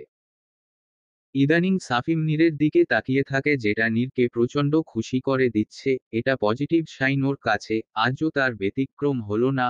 নীর আসার সাথেই সাফিম ওর জন্য এক কাপ কফি নিয়ে আসল, তবে আজ কফির উপরে লাভ সাইন আঁকা। সাফিম মুচকি হেসে ফিরে গেল। নীরের লজ্জায় গাল দুটো লাল হয়ে গেল, ও যত দ্রুত সম্ভব নাভিনের সাথে কথা বলবে, আর দেরি করতে চায় না নীর। বেশ কিছুক্ষণ পর নীর কফি শপ থেকে বেরিয়ে গেল, কিছুদূর যাওয়ার পর আগন্তুকটা বেশ দ্রুতপদে হেঁটে এসে নীরকে ধরতে যাবে, তার আগেই রাস্তা দিয়ে কয়েকজন মানুষ হেঁটে আসায় সেই ব্যক্তি থেমে গেল, এই ফাঁকে নীর ট্যাক্সি নিয়ে স্থানটা থেকে প্রস্থান করল। শেহনাজের সাথে নীর ভার্সিটির পাশে অবস্থিত একটা কনফেকশনারিতে চলে গেল আইসক্রিম খেতে, নতুন ফ্লেভারের একটা আইসক্রিম এসেছে কিনা। শেহনাজ দুহাতে দুটো আইসক্রিম নিয়ে একসাথে খেতে খেতে বলল, আইসক্রিম খাওয়ার ক্ষেত্রে যদি নোবেল দেওয়ার ব্যবস্থা থাকতো তাহলে সেটা আমিই পেতাম। নীর নিজের আইসক্রিমে একটা কামড় দিয়ে হেসে হেসে বলল, ভুল, সেটা সিনু খালামনি পেত। শেহনাজ আইসক্রিম খাওয়া বাদ দিয়ে কিছু মনে পড়ে যাওয়ার ভঙ্গিতে বলল, অহ তাই তো, মাম্মার কথা তো ভুলেই গিয়েছিলাম, আমার মনে আছে সেই কথাটা এখনো, একদিন মাম্মা আমাদের তিনজনের জন্য আনা আইসক্রিম লুকিয়ে লুকিয়ে খেয়েছিল, তা দেখে আমরা কি কান্না! আমাদের কান্না আর মাম্মার দাঁত কেলানো দেখে বাবা সেদিন 4 ঘন্টা মাম্মার দিকে গম্ভীর মুখে তাকিয়ে ছিল। মাম্মা শুধুমাত্র বাবার এই দৃষ্টিটাই প্রচণ্ড ভয় পেত, সে হিসেবে বলতে পারিস খুব ভয়ঙ্কর শাস্তিটাই পেয়েছিল মাম্মা। নীর জোরে জোরে হাসতে লাগলো, কিছুক্ষণ পর হাসতে হাসতেই বলতে লাগলো, সে যাই হোক, পুরস্কারটা কিন্তু তোদের বাড়িতেই থাকতো। শেহনাজ হঠাৎ ভুলবশত বলে উঠল, তুইও তো সেই পরিবারেরই স্থায়ী সদস্য হতে পারতি। নীরের হাসি বন্ধ হয়ে গেল, শেহনাজ নিজেও থতমত খেয়ে মুখ বন্ধ করল, অস্থিরতায় ও গপাগপ দুহাতের আইসক্রিম গোগ্রাসে গিলতে লাগলো। দীর্ঘ নিস্তব্ধতার পর নীর টপিক বদলে শান্ত স্বরে বলল, খালামনির জন্য কয়েকটা আইসক্রিম কিনছি আমি, তুই ভার্সিটিতে গিয়ে আপাতত আমাদের কম্বাইন্ড প্রেজেন্টেশনটা রিচেক কর, পরে সামনে গিয়ে যেন লজ্জায় না পড়তে হয়। শেহনাজ দ্রুত চলে গেল, ও নিজেকে আর নীরকে কোনরূপ বিব্রতিতে ফেলতে ইচ্ছুক না। নীর হতাশ শ্বাস ফেলে ওর গমনপথের থেকে চোখ সরিয়ে সামনে চলে গেল আইসক্রিম কেনার জন্য। হঠাৎ পরিচিত ও প্রিয় একটা কণ্ঠ কানে আসতেই নীর সেদিকে মনোযোগ দিল। কনফেকশনারির একটা নির্দিষ্ট স্থানে সাফিম উল্টো হয়ে একটা মেয়ের সাথে বসে কিসব জানি কথা বলছে। নীর সাফিমের পিছন দিকটাই শুধু দেখতে পেল। সাফিমের থেকে চোখ সরিয়ে ও সামনে সুন্দরী মেয়েটার দিকে তাকিয়ে থাকলো। সাফিম বাঁকা হেসে মেয়েটাকে বলছে, টেনশন করো না ডার্লিং, তোমার সমস্ত চাহিদা আমি পূরণ করব। মেয়েটি খানিকটা ধমক দিয়ে বলল, এই চাকরি করে তুমি এত বড় বড় কথা বলছো কিভাবে? আমার শখ পূরণ করতে হলে তোমাকে এই রকম 10টা চাকরি করতে হবে। আরে রাগ করছো কেন? এর চেয়েও বড় একটা বুদ্ধি আছে আমার। কি? আমার বসের এক ঘনিষ্ঠ আত্মীয়ের মেয়ে আমাকে মেবি পছন্দ করে, আমি ওকে ভুলিয়ে ভালিয়ে পয়সা হাসিল করব। মেয়েটা দেখতে খুবই ইনোসেন্ট, সহজে মন জয় করতে পারবো আশা করছি। মেয়েটি গাল ভরে হেসে বলল, আমার সাফিম দেখছি অনেক ফেমাস, বড়লোকের মেয়ে তোমার পিছনে পড়েছে ভাবা যায়। সাফিম ভাব নিয়ে বলল, এই চেহারার জন্যই তো এত এত মেয়ের সাথে প্রেমের অভিনয় করে টাকা হাতাতে পারছি। তবে তুমি আমার ভালোবাসা, তোমার জন্যই আমার এত পরিশ্রম। সেটা তো আমি জানি সাফি, কিন্তু শুনো, এসব করতে করতে অন্য মেয়ের প্রতি দুর্বল হয়ে পড়ো না যেন। আরে তা সম্ভব নাকি? তবে একটা কথা না বলে পারছি না, এই বসের ভাগ্নিটা আসলেই অনেক কিউট, এই রূপ দিয়ে যে কোনো বড়লোকের ছেলেকে বিয়ে করতে পারতো, অথচ আমার পিছে পড়েছে অবিশ্বাস্য। খবরদার সাফি, আমার সাথে প্রতারণা করার চেষ্টা করলে তোমাকে আমি খুন করব। রিল্যাক্স ডার্লিং, এ আমাদের কাছে সোনার হরিণ, এর থেকে যতটা সম্ভব হাতিয়ে নিতে হবে, পাশাপাশি একটা শিক্ষাও দেওয়া উচিত যাতে নিজের সুরক্ষিত পরিবেশ ছেড়ে অবাধে বাইরে আসার, নিজের মা বাবার অগোচরে কাউকে পছন্দ করার, লুকিয়ে লুকিয়ে দেখা করার স্পর্ধা না দেখায়। এদের সুখ মনে হয় সহ্য হয় না, যাই হোক এতে করে আমাদের জন্যই লাভ হয়েছে। নিঃশ্বাস নিতে পারছে না, দম বন্ধ হয়ে আসতে চাচ্ছে, কোনোমতে পা চালিয়ে ও কনফেকশনারি থেকে বেরিয়ে গেল। উদ্ভ্রান্তের ন্যায় এলোমেলো পা ফেলে ও এগিয়ে যেতে লাগলো, পিছন পিছন সেই আগন্তুক ব্যক্তিটাও আসতে লাগলো। ভার্সিটি থেকে খানিকটা দূরে একটা নদী রয়েছে, সাথে গাছগাছালি পূর্ণ এক সবুজ শ্যামল নিস্তব্ধ মাঠ। সেই মাঠে কোনোমতে পৌঁছে নীর আর পারল না এগোতে। ওর ভঙ্গুর পা দুটো ধপ করে নিচে পড়ে গেল। সারা শরীর ভেঙে এসেছে নীরের। অষ্টাদশী মনের প্রথম ভালোলাগাটা এভাবে মিথ্যা প্রতিপন্ন হবে সেটা নীর ভাবতে পারেনি। ওর মনের মানুষ এতটা কুটিল মনের হবে সেটাও ভাবতে পারেনি। এভাবে মানুষ চিনতে ভুল করবে সেটাও ও ভাবতে পারেনি। সেই আগন্তুক ব্যক্তিটাও এসে পড়ল সেখানে, একটা গাছের পিছনে গিয়ে লুকাল সে, পরনে তার কালো শার্ট, ধূসর প্যান্ট আর মাথায় কালো ক্যাপ, মুখে কালো মাস্ক। সামনের ভেঙে পড়া ঝরঝরো করে কান্না করতে থাকা অষ্টাদশী যুবতীটার দিকে তাকিয়ে সেই আগন্তুক মাথার ক্যাপ খুলল, একটু পর মুখের মাস্কটা খুলে ফেলল, এবং সাথে সাথে কঠিন মুখের সাভাসের দর্শন পাওয়া গেল। সাভাস হতাশ শ্বাস ফেলে বলল, নিক্কি, তোকে আগেই বলেছিলাম ভুল করছিস, শুনলি না? এখন কষ্টটা কে পাচ্ছে শুনি? নির্ফাঁকা জায়গা পেয়ে জোরে জোরে কাঁদতে লাগলো। সাভাসের কানে এসে সেগুলো ক্রমাগত রেলগাড়ির মৃদঙ্গের ন্যায় বাজতে লাগলো। সেই কান্না সাভাস সহ্য করতে পারছে না, আর না পারছে নীরকে গিয়ে একটু সান্ত্বনা দিতে, ওর চোখের পানি মুছে দিয়ে বলতে, আমি আছি তো, ছোট মানুষ, ভুল হতেই পারে, মাফ করে দিয়েছি তো, কাঁদিস না নিক্কি। এভাবে কতক্ষণ সময় কেটে গেল সেটা নীর জানে না, তবে চোখের পানি মুছে নিজেকে যথাসম্ভব সামলে নিয়ে ও ধীর পায়ে সামনের দিকে এগিয়ে যেতে লাগলো। সাভাস হঠাৎ ভয় পেল, নীরকে কেমন যেন অদ্ভুত লাগছে ওর কাছে, কি ভাবছে মেয়েটা। সাভাস দ্রুত মুখের মাস্ক আর মাথার ক্যাপটা পরে নিয়ে নীরের পিছু পিছু যেতে লাগলো। নীরকে ব্যস্ত রাস্তার সামনে থামতে দেখে সাভাসের বুক কেঁপে উঠল। ও দিকবিদিক জ্ঞানশূন্য হয়ে দৌড়ে ওর দিকে এগিয়ে আসতে লাগলো, কিন্তু নীরকে একটা ট্যাক্সিতে উঠে বসতে দেখে সাভাস থেমে গেল।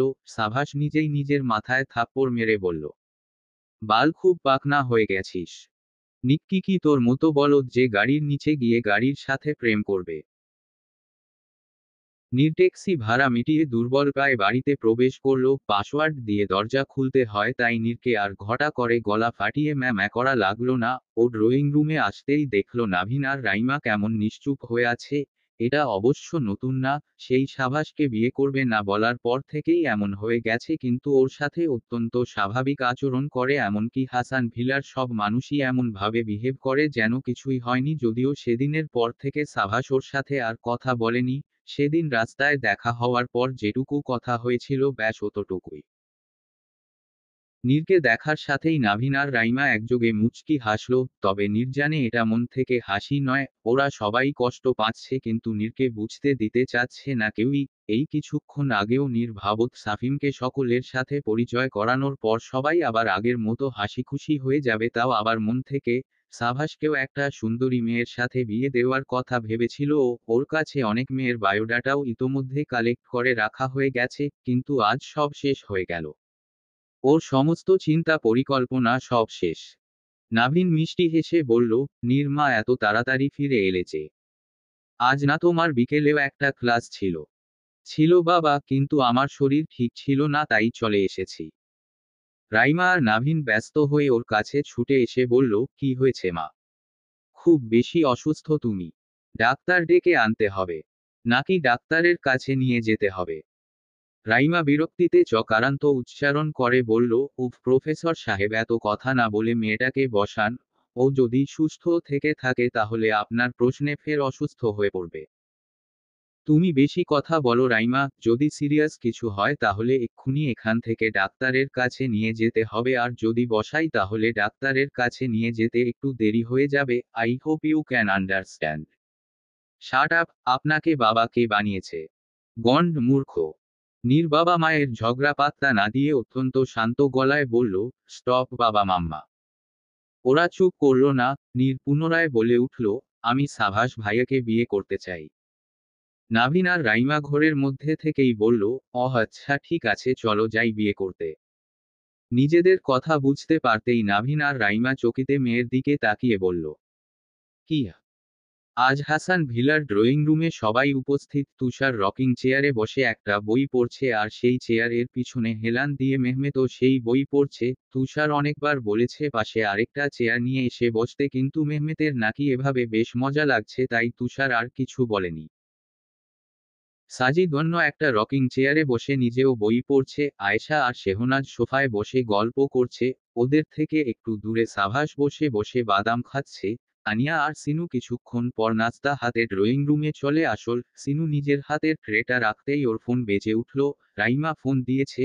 সিনু সামান্য হেসে ফোনটা রিসিভ করে অপর পাশের কথা শুনতে লাগলো। ক্ষণকাল বাদে ও চিৎকার করে বলল, কি? নীর সাভাসকে বিয়ে করতে চায়? সিনুর দিকে সবাই চকিতে তাকালো। শেহনাজ তোরাক করে বসা থেকে উঠে মায়ের দিকে আসতে আসতে বলল, মাম্মা কি বলছো? আমাকে দাও, আমি কথা বলবো। কিন্তু মায়ের কাছাকাছি আসার আগেই ধপ করে পড়ে গেল মেঝেতে। তানিয়ার হাত থেকে নাস্তার ট্রেটাও শব্দ করে পড়ে গেল। ওদিকে সাভাস কাচতে শুরু করে দিয়েছে। আসলে ওর গলায় বাদাম আটকে গেছে, যেটা না ভিতরে যাচ্ছে আর না বাইরে আসছে। আয়েশা চট জলদি উঠতে গিয়ে মাঝপথে আটকে গেছে। ও মৃদু আর্তনাদ করে বলল, মাম্মা আটকে গেছি। উঠতেও পারছি না, বসতেও পারছি না। অন্যদিকে কথাটা শোনার সাথেই তুষার রকিং চেয়ার থেকে উঠতেই মেহমেদ সেই চেয়ারের উপর মুখ থুবড়ে পড়ে গেল। এতক্ষণ চেয়ারের উপর সর্বশক্তি দিয়ে ভর দিয়েছিল কিনা। এত কিছুর মাঝে সাজিদ অত্যন্ত স্বাভাবিকভাবে থুতু হয়ে যাওয়া প্রত্যেকের দিকে শান্ত দৃষ্টিতে তাকিয়ে থাকল। খা খা নিস্তব্ধতার মধ্যে কয়েক মিনিট পার হয়ে গেল। আয়েশা পেটে হাত চেপে সোফায় বসে জোরে জোরে শ্বাস নিচ্ছে। একটুর জন্য জানটা বেরিয়ে যায়নি ওর। সাভাস বাদামটা গিলে ফেলেছে বহু কষ্টে। এখনও চুপচাপ নিচের দিকে তাকিয়ে বসে আছে। মুখমণ্ডল অস্বাভাবিক রকম ঠান্ডা ওর। তানিয়া নিজের আধবুড়ো স্বামীকে মেঝে থেকে তুলে ওকে সোফায় বসিয়ে দিয়ে এক গ্লাস পানি দিয়েছে, যা মেহমেদ ঢকঢক করে খেয়ে নিল। সাজিদ আর তুষার ওদের সকলের দিকে ভ্রু কুঁচকে তাকিয়ে আছে এখনো। ক্ষণকাল বাদে সাজিদ গলা খাকারি দিয়ে বলল, আর কারো কোনো অসুবিধা থাকলে বলো, তাহলে সেই অসুবিধা উন্মোচন করার পরই না হয় আলোচনা করা যাবে। সাভাস ব্যতীত সবাই লজ্জিত ভঙ্গিতে সাজিদের দিকে তাকিয়ে বলল, নেই, আলোচনা করা যাক। সাজিদ ফাঁপা শ্বাস ফেলে ছেলের দিকে তাকিয়ে বলল, তোমার কি মতামত সাভাস? সাজিদের কথা টেনে নিয়ে সিনু বলে উঠল, ও আর কি বলবে?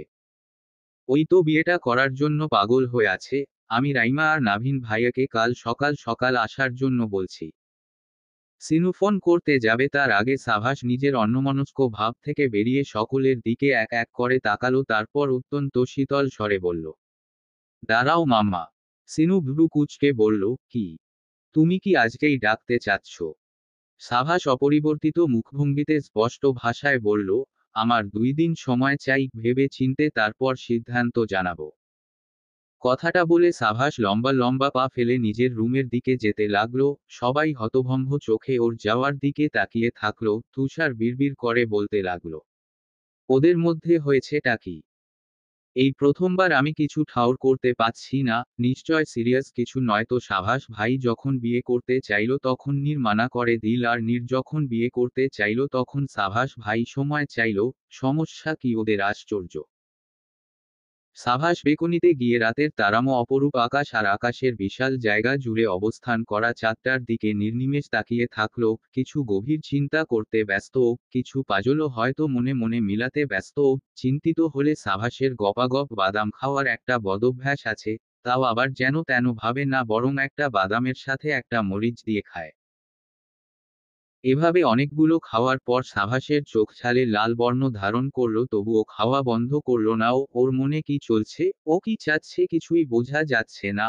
অবশ্য এটাও হতে পারে যে ও হয়তো নিজেও বুঝতে পারছে না ওর ঠিক কি করা উচিত। একটা মেয়ে যা নয় তাই বলে রিজেক্ট করে দিল, যদিও সাভাসের সেটা গায়ে লাগেনি। ও জানে নীর রেগে গেলে আবোল তাবোল কথাবার্তা বলে, তবুও কেন জানি বেহায়ার মতো সরাসরি হ্যাঁ বলতে পারল না। কি যেন একটা ওকে এটা করতে বাধা দিল। সেটা কি? সেটা হয়তো ব্যক্তিত্ব, আত্মসম্মানবোধ। ভালোবাসা পেতে গেলে বেহায়া হতে হবে, আর বেহায়া হলে আত্মসম্মানবোধ ক্ষুণ্ণ হবে। সাভাসের ঠিক কি করা উচিত? ওর চোখ দিয়ে এবার মরিচ খাওয়ার দরুন টপ টপ করে পানি পড়ছে, ঝালের চোটে অবস্থা একদম বেগতিক, তবুও নিজেকে থামাতে পারছে না, একটার পর একটা খেয়েই চলেছে। বেহায়া মন আর আত্মসম্মানবোধের চাপে পিষ্ট হয়ে যাচ্ছে সেই ফুর্তিবাজ ছেলেটা। নীর শুনেছে সাভাস 2 দিনের জন্য সময় চেয়েছে, আর কিছু বলেনি। শেহনাজ ক্লাস করছে, নীরের আপাতত ক্লাস নেই, তাই ও ক্যাম্পাসে অন্যমনস্ক হয়ে ঘুরে বেড়াচ্ছে। হঠাৎ সামনে সাভাসকে দেখতেই ও চমকে উঠল, ভিতরে অদ্ভুত এক উত্তেজনা কাজ করল। সাভাস কি কিছু বলার জন্য এসেছে? ওদের মধ্যকার অস্থিতিশীল অবস্থাটা কি কথা বলে আগের মতো স্বাভাবিক করা যায় না? নীর মনে মনে কিছু কথা সাজিয়ে নিল, ওর তো দোষ কম না, যদিও সবার সামনে ভদ্রভাবেই বলেছিল ও কেন সাভাসকে বিয়ে করতে চায় না, আর সবাই সেটা বুঝেও ছিল, কিন্তু সাভাসের সাথে ও অত্যন্ত কঠোর হয়ে কথা বলেছিল, অবশ্য শুধু কথা না, অপমানও করেছিল, যেটা ওকে ভিতরে ভিতরে কুরে খাচ্ছে। এসব ভাবতে ভাবতে নীর এগোতে লাগলো।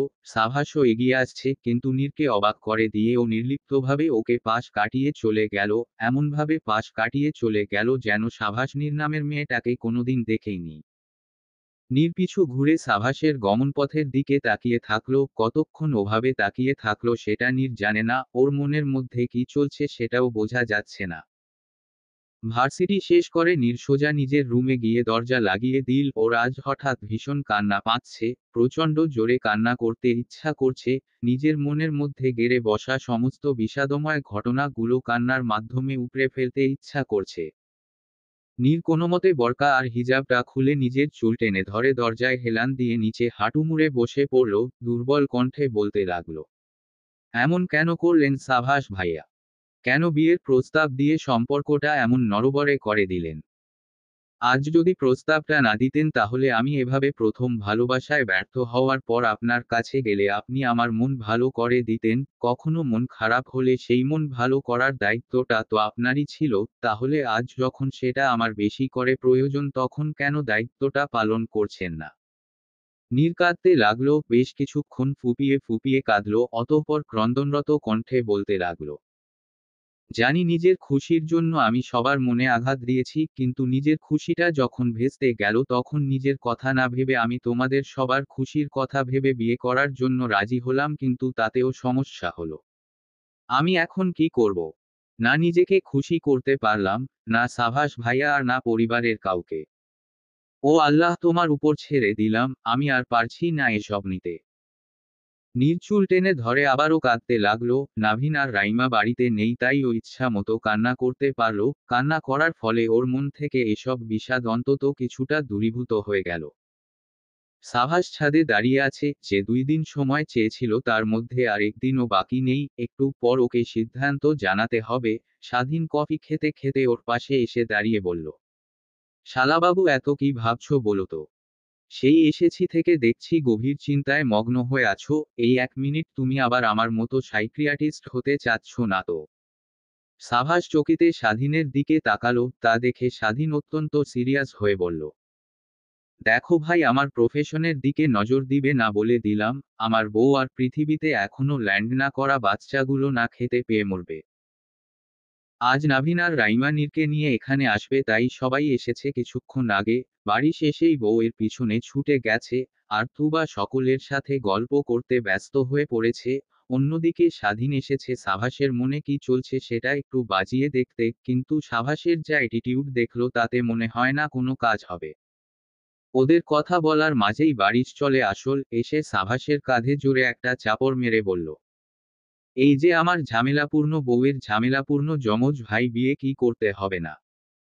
যমজ ভাই বোনের তো একসাথে বিয়ে দেওয়া উচিত, সে জায়গায় তোমার বোন বিয়ের চরম পর্যায়ে চলে যাচ্ছে আর তুমি স্টার্টিং লাইনে দাঁড়িয়ে নাক ডেকে ডেকে ঘুমাচ্ছ। আচ্ছা, এটা কি তোমাদের বংশগত বৈশিষ্ট্য? তোমার বোন পড়ার ক্ষেত্রে স্লো আর তুমি বিয়ের ক্ষেত্রে। সাভাস দুলাভাইয়ের দিকে তাকিয়ে কাট কাট গলায় বলল, আমি আপনার থেকে 10 বছরের ছোট, সে হিসেবে বিয়ের ক্ষেত্রে স্লো আপনি। সাভাসের এই এক কথাতেই বারিশের কথা বন্ধ হয়ে গেল। বারিশ দীর্ঘশ্বাস ফেলে মনে মনে বলল, এরা আসলেই জমজ। একটুও সন্দেহ রইল না। বারিশ আর স্বাধীন চলে আসার আরো অনেকক্ষণ পর সাভাস নিচে নামলো। দুতলায় নামতেই দেখতে পেল নাভিনরা চলে এসেছে। নিচে সবাই হাসি ঠাট্টায় মেতে উঠেছে।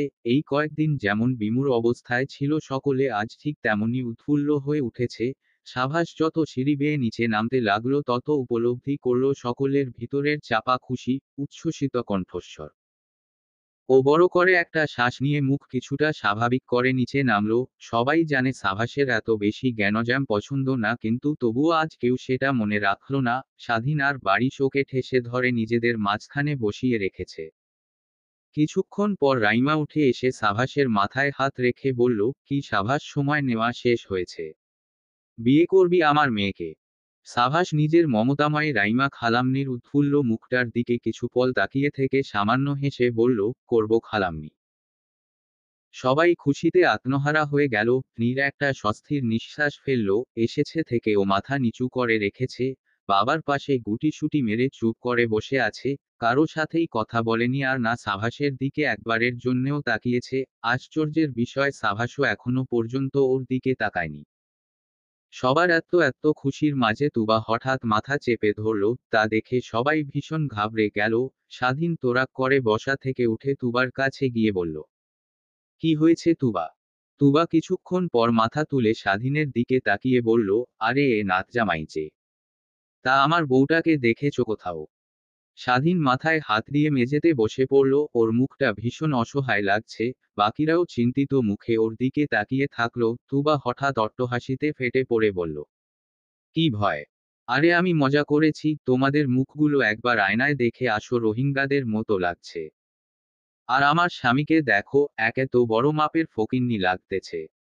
সবাই অগ্নিদৃষ্টিতে তুবার দিকে তাকালো। তা দেখে তুবা হাসি আটকে দিল। ওর এবার সবার চাহনি দেখে ভয় করতে লাগলো। ও 32 পাটি দাঁত বের করে বলল, আমার ক্ষমা হয়েছে, অন্যায় করে দাও। পিনপতন নীরবতা। স্বাধীন বুকে দুহাত গুজে গম্ভীর মুখে জানালা দিয়ে বাইরে তাকিয়ে আছে। পিছনে তুবা লজ্জিত ভঙ্গিতে আঙুল ফোটাচ্ছে। ও অনেকবার স্বাধীনের সাথে কথা বলার চেষ্টা করেছে, কিন্তু সে ওই যে মুখগোমরা করেছে আর একটা কথাও বলেনি। তুবা এবার গিয়ে পিছন থেকে স্বাধীনকে জড়িয়ে ধরে বলল, এই ডাক্তার সাহেব রাগ করছেন কেন? স্বাধীন হঠাৎ তেতে উঠে বলল, আমি রাগ করেছি? কে বলেছে আমি রাগ করেছি শুনি? আমাকে কোন দিক দিয়ে রাগান্বিত মনে হচ্ছে তোমার? তুবা আহাম্মক হয়ে স্বাধীনের রাগে লাল হয়ে যাওয়া মুখটার দিকে তাকিয়ে বলল, উহু একদম না, কে বলেছে আপনি রাগ করেছেন? আপনাকে দেখে তো দুনিয়ার সবচেয়ে খুশি মানুষ মনে হচ্ছে। মনে হচ্ছে এখনই 32 পাটি দাঁত বের করে হাসতে থাকবেন। স্বাধীন মুখটা গম্ভীর করে রেখেই আবার অন্যদিকে তাকালো। তুবা ঠোঁট উল্টে ওর পাশে দাঁড়ালো। একটু পর পর আর চোখেও তাকাতে লাগলো। এর মাঝে হুট করে স্বাধীন তুবার দুহাত চেপে ধরে বলল, এটাকে মজা বলে? তুমি কি অবুঝ তুবা? তোমার কি কোনো ধারণা এই রোগ কত মারাত্মক হয়ে পারে? তুমি নিজের আসল সত্তা হারিয়ে ফেলতে পারো। এটা খুব সেনসিটিভ একটা ইস্যু, এটা নিয়ে তুমি মজা করো কোন সাহসে? তুবার মুখটা অনুতপ্ততায় ছেয়ে গেল। ও অনুতাপের স্বরে বলল, আফওয়ান, আমি বুঝতে পারিনি মজাটা এত ভারী পড়বে। আর কখনো করব না। স্বাধীন ক্ষণকাল তুবার মুখের দিকে তাকিয়ে থেকে হুট করে ওকে জড়িয়ে ধরল শক্ত করে। তুবা খানিকটা চমকে উঠলেও পরমুহূর্তে নিজেকে সামলে নিল। একটু পর স্বাধীন ব্যগ্র কণ্ঠে বলতে লাগলো, আমি তোমাকে হারাতে চাই না তুবা, তোমার কিছু হলে আমি শেষ হয়ে যাব। প্লিজ নিজের অসুস্থতাটাকে হেলায় ফেলো না, আমাকে একটু সময় দাও, বিশ্বাস রাখো আল্লাহ সহায় হলে খুব দ্রুত আমি তোমাকে এই রোগ থেকে মুক্তি পাওয়া। তুবা অবাক হয়ে বলল, কিভাবে করবেন ডাক্তার সাহেব? খুব দ্রুত জানতে পারবে সোনা, ততদিন নিজের প্রতি একটু বেশি বেশি যত্নশীল থেকো। বিয়ের দিন খুব দ্রুতই চলে আসল বলে মনে হচ্ছে নীরের কাছে। এই কয়েকদিন সাভাসের সাথে কোনো কথা হয়নি ওর। অবশ্য দু একবার এসেছিল সাভাস ওদের বাড়িতে নাভিন আর রাইমার জোড়াজুড়িতে, কিন্তু নীর নিজের রুমের বাইরে যায়নি আর না সাভাস ওর সাথে কথা বলার কিংবা দেখা করার কোনো আগ্রহ দেখিয়েছে। আজ বিয়ে, নীরের সারারাত ঘুম হয়নি। নির্দিষ্ট সময়ে অজু করে তাহাজ্জুদের নামাজ পড়ে আল্লাহর সাথে গোপনে কিছু কথাবার্তা বলেছে। তারপর ফজরের নামাজ পড়া শেষে আয়নার সামনে গিয়ে দাঁড়ালো। নিজের প্রতিবিম্বের দিকে খুঁটিয়ে খুঁটিয়ে তাকাতে লাগলো ও। এই কয়েকদিনের টেনশনে শুকিয়ে গেছে, মুখটা ফ্যাকাশে হয়ে আছে, তবুও চোখের নিচের ওই কালো তিলটা জ্বলজ্বল করছে যেটা ফ্যাকাশে মুখটাকেও আকর্ষণীয় করে রেখেছে। বিয়েটা কমিউনিটি সেন্টারে না নিয়ে নিজেদের বাড়িতেই নেওয়ার সিদ্ধান্ত নিয়েছে সবাই মিলে। বিয়ের সমস্ত কার্যক্রম হবে নীরদের বাড়িতে আর বিয়ে পরবর্তী অনুষ্ঠানটা হবে সাভাসদের বাড়িতে। নীর জানালা খুলে দেখল বাড়িটা অলরেডি সুন্দর করে ডেকোরেট করা সম্পন্ন হয়েছে। সেই ডেকোরেশনটা কিছুক্ষণ দেখার পর নীর বিছানায় গিয়ে বসে পড়ল। একটু পর রাইমা এসে মেয়ের সাথে মন ভরে কথা বলল। নাভিন এসে দুই মা মেয়েকে ভাত খাইয়ে দিল। খুব সময় নিয়ে ওরা একে অপরের সাথে গল্প করলো, আজ এমনভাবে গল্প করলো যেন এটাই ওদের শেষ কথোপকথন। শেহনাজ আর তুবা মেয়েপক্ষ হয়ে এসেছে রাইসা আর তানজিদের সাথে। ওদিকে সিনুক তানিয়া দুইজন আর এদিকে রাইমা রাইসা দুইজন। কারো দল যেন ভারী না হয়ে যায় সেজন্য এই ব্যবস্থা। আয়েশাও মেয়েপক্ষ হওয়ার জন্য বায়না করেছিল, কিন্তু পেটে থাকা পোটলাটার জন্য কেউ রাজি হয়নি। আয়েশা তবুও জেদ করাই বারিশ বলেছিল, যমজ ভাইয়ের বিয়েতে তুমি কোনে পক্ষ হতে চাচ্ছ? এ তো ঘোর অন্যায়। শেষে দেখা যাবে আমাদের বাচ্চার বিয়েতেও তুমি কোনে পক্ষ বা বরপক্ষ হয়ে যাবে। বারিশের তাচ্ছিল্যটা খুব লেগেছে আয়েশার, তাই ও আর আসার জন্য জেদ করেনি, তবে ভিডিও কল দিয়ে ওদের সাথে আড্ডায় মেতে উঠতে কার্পণ্য করেনি একদম। তুবা আর শেহনাজ মিলে নীরের দুহাত মেহেদি দিয়ে রাঙিয়ে দিচ্ছে। আয়েশা ভিডিও কলে সেগুলো দেখছে, সাথে বিভিন্ন ইনস্ট্রাকশনও দিচ্ছে। একটু পর ও বলে উঠল, নীর আমার কালাচাঁদ ভাইকে পছন্দ হয়েছে তো? আমার ভাই অনেক ভালো, বুঝেছিস? অবশ্য ও হুটহাট রেগে গিয়ে তোকে আছাড় মারতে পারে, তাছাড়া ওর কোনো খারাপ অভ্যাস নেই। নীর মাথা নিচু করে রেখেছে, ওর ভিতরটা কেমন হাঁসফাঁস করতেছে সেই সকাল থেকে। ওর অবস্থা দেখে আয়েশা সামান্য হেসে বলল, মজা করেছি, ও তোকে চোখে হারাবে। মিলিয়ে নিস আমার কথা। ও হ্যাঁ, ভালো কথা, ওর হাতে আমার ভাইয়ের নামটা লিখে দে। তুবা উচ্ছ্বসিত হয়ে বলল, দাঁড়া আমি লিখে দিচ্ছি। শেহনাজ আপত্তি করে বলল, তুমি কেন? আমি লিখে দিব আমার ভাবির হাতে। হহ, শখ কত! ছোট মানুষ, বেশি কথা বলিস না, আমি যা বলবো তাই হবে। সাভাস ভাইয়ের নাম তো আমিই লিখব। ওদের তর্ক বেঁধে গেল। আয়েশা বিরক্তিতে চকারান্ত উচ্চারণ করে বলল, একদম থাপ্পড় দিয়ে দুটোর দাঁত ফেলে দিব। তোদের ঘরে কি বুদ্ধি নেই নাকি পুরোটাই ফাঁকা? তুবা আর শেহনাজ একযোগে বলে উঠল, তো তুমি একটা আইডিয়া দাও দে দেখি। কথাটা বলে শেহনাজ আর তুবা একে অপরের দিকে চকিতে তাকালো। আয়েশা প্রচণ্ড ভাব নিয়ে বলল, এত সিলি বিষয় নিয়ে আমার কাছে আসিস না তো। আমি হচ্ছি গিয়ে ভয়ঙ্করভাবে মারাত্মক ট্যালেন্টেড একজন মানুষ, কঠিন বিষয় আমাকে দিয়ে সলভ করাবি ওকে। তুবা আর শেহনাজ হাই তুলে বলল, সেই জন্যেই তো সিজিপিএ 2.5। আয়েশা থতমত খেয়ে গেল। এই প্রথমবার নীর হেসে উঠল, সাথে ওরা দুজনও। আয়েশা শীতল দৃষ্টিতে ওদের দিকে তাকিয়ে থেকে বলল, নেনে মজা নে, কম রেজাল্ট পাওয়াও একটা আর্ট, বুঝেছিস, যেটা সবাই অ্যাচিভ করতে পারে না। মূর্খের দলেরা শোন, একজন বাংলায় নাম লিখে দে আর একজন ইংরেজিতে লিখে দে। ব্রিলিয়ান্ট! তুবা আর শেহনাজ উচ্ছ্বসিত হয়ে কথাটা বলল। তা দেখে আয়েশা প্রচণ্ড ভাব নিয়ে কিছু বলতে যাবে, তার আগেই দেখল ওরা ওকে পাত্তা না দিয়ে মেহেদি পোড়ানোর ব্যস্ত হয়ে পড়েছে। ওদের নির্লিপ্ততা দেখে আয়েশা মুখ ভেঙচি কেটে বিড়বিড় করে বলল, আমার কদর বুঝলি না রে? এমন সময় বাড়ি শেষে আয়েশাকে জড়িয়ে ধরে ওর ঘাড়ে চুমু খেয়ে বলল, আমি বুঝি তো স্নো হোয়াইট। আয়েশা চোখ বড় বড় করে বারিশের দিকে তাকালো, পর মুহূর্তে আবার সামনে তাকালো। ভাগ্য ভালো ওরা কেউ খেয়াল করেনি ওদের মনোযোগ মেহেদি দেওয়ার দিকে। আয়েশা চোখ রাঙিয়ে বারিশের দিকে ওকে ইশারায় ভস্ম করে দিল। বারিশ হেসে উঠে একটু দূরে গিয়ে বলল, রূপের আগুনে পোড়ানোর পর এবার অগ্নিবর্ষণ করে ছাই বানিয়ে ফেলতে চাচ্ছ। It's not fair Snow White. Ayesha পাশ থেকে একটা বালিশ ওর দিকে ছুঁড়ে মারল। বারিশ অট্টহাসি হাসতে হাসতে রুম থেকে বেরিয়ে গেল। হঠাৎ তুবা মেহেদি পোড়ানোর দিকে দৃষ্টি অব্যাহত রেখেই বলল, কি রে আপু, কথা বলছিস না কেন? অভিমান করলি নাকি? আয়েশা নিজের রাগ নিয়ন্ত্রণ করে ওদের দিকে মনোযোগ দিয়ে বলল, হ্যাঁ করেছি, আমার অভিমান ভাঙা। জিজ্ঞাসা করেছি জন্যে যে তোর অভিমান ভাঙানোর জন্য এক ঠ্যাঙে খাড়া হয়ে আছি সেটা আবার ভাবিস না যেন। নিষ্ঠুরের দল। ওদের কনভারসেশন থেকে মনোযোগ সরিয়ে নিজের হাতের দিকে একদৃষ্টিতে তাকিয়ে থাকলো যেখানে বড় বড় অক্ষরে লেখা এসএভিএস নামটা আজ ভীষণ অদ্ভুত আর নতুন লাগছে নীরের কাছে, কেমন যেন একটা দায়িত্ববোধ আসছে নামটা থেকে। মেহেদি শেষ হওয়ায় শেহনাজ ছুটে গেল আরেকটা আনার জন্য, কিন্তু গুজর বেচারি মেহেদি নিয়ে ফিরে আসার আগেই ঘরভর্তি মানুষের সামনে চিৎপটাং হয়ে পড়ে গেছে। লজ্জায় শেহনাজ মেঝেতে মুখ গুজে পড়ে থাকলো। রাইমা ছুটে গিয়ে উদ্বিগ্ন কণ্ঠে বলল, কি হয়েছে?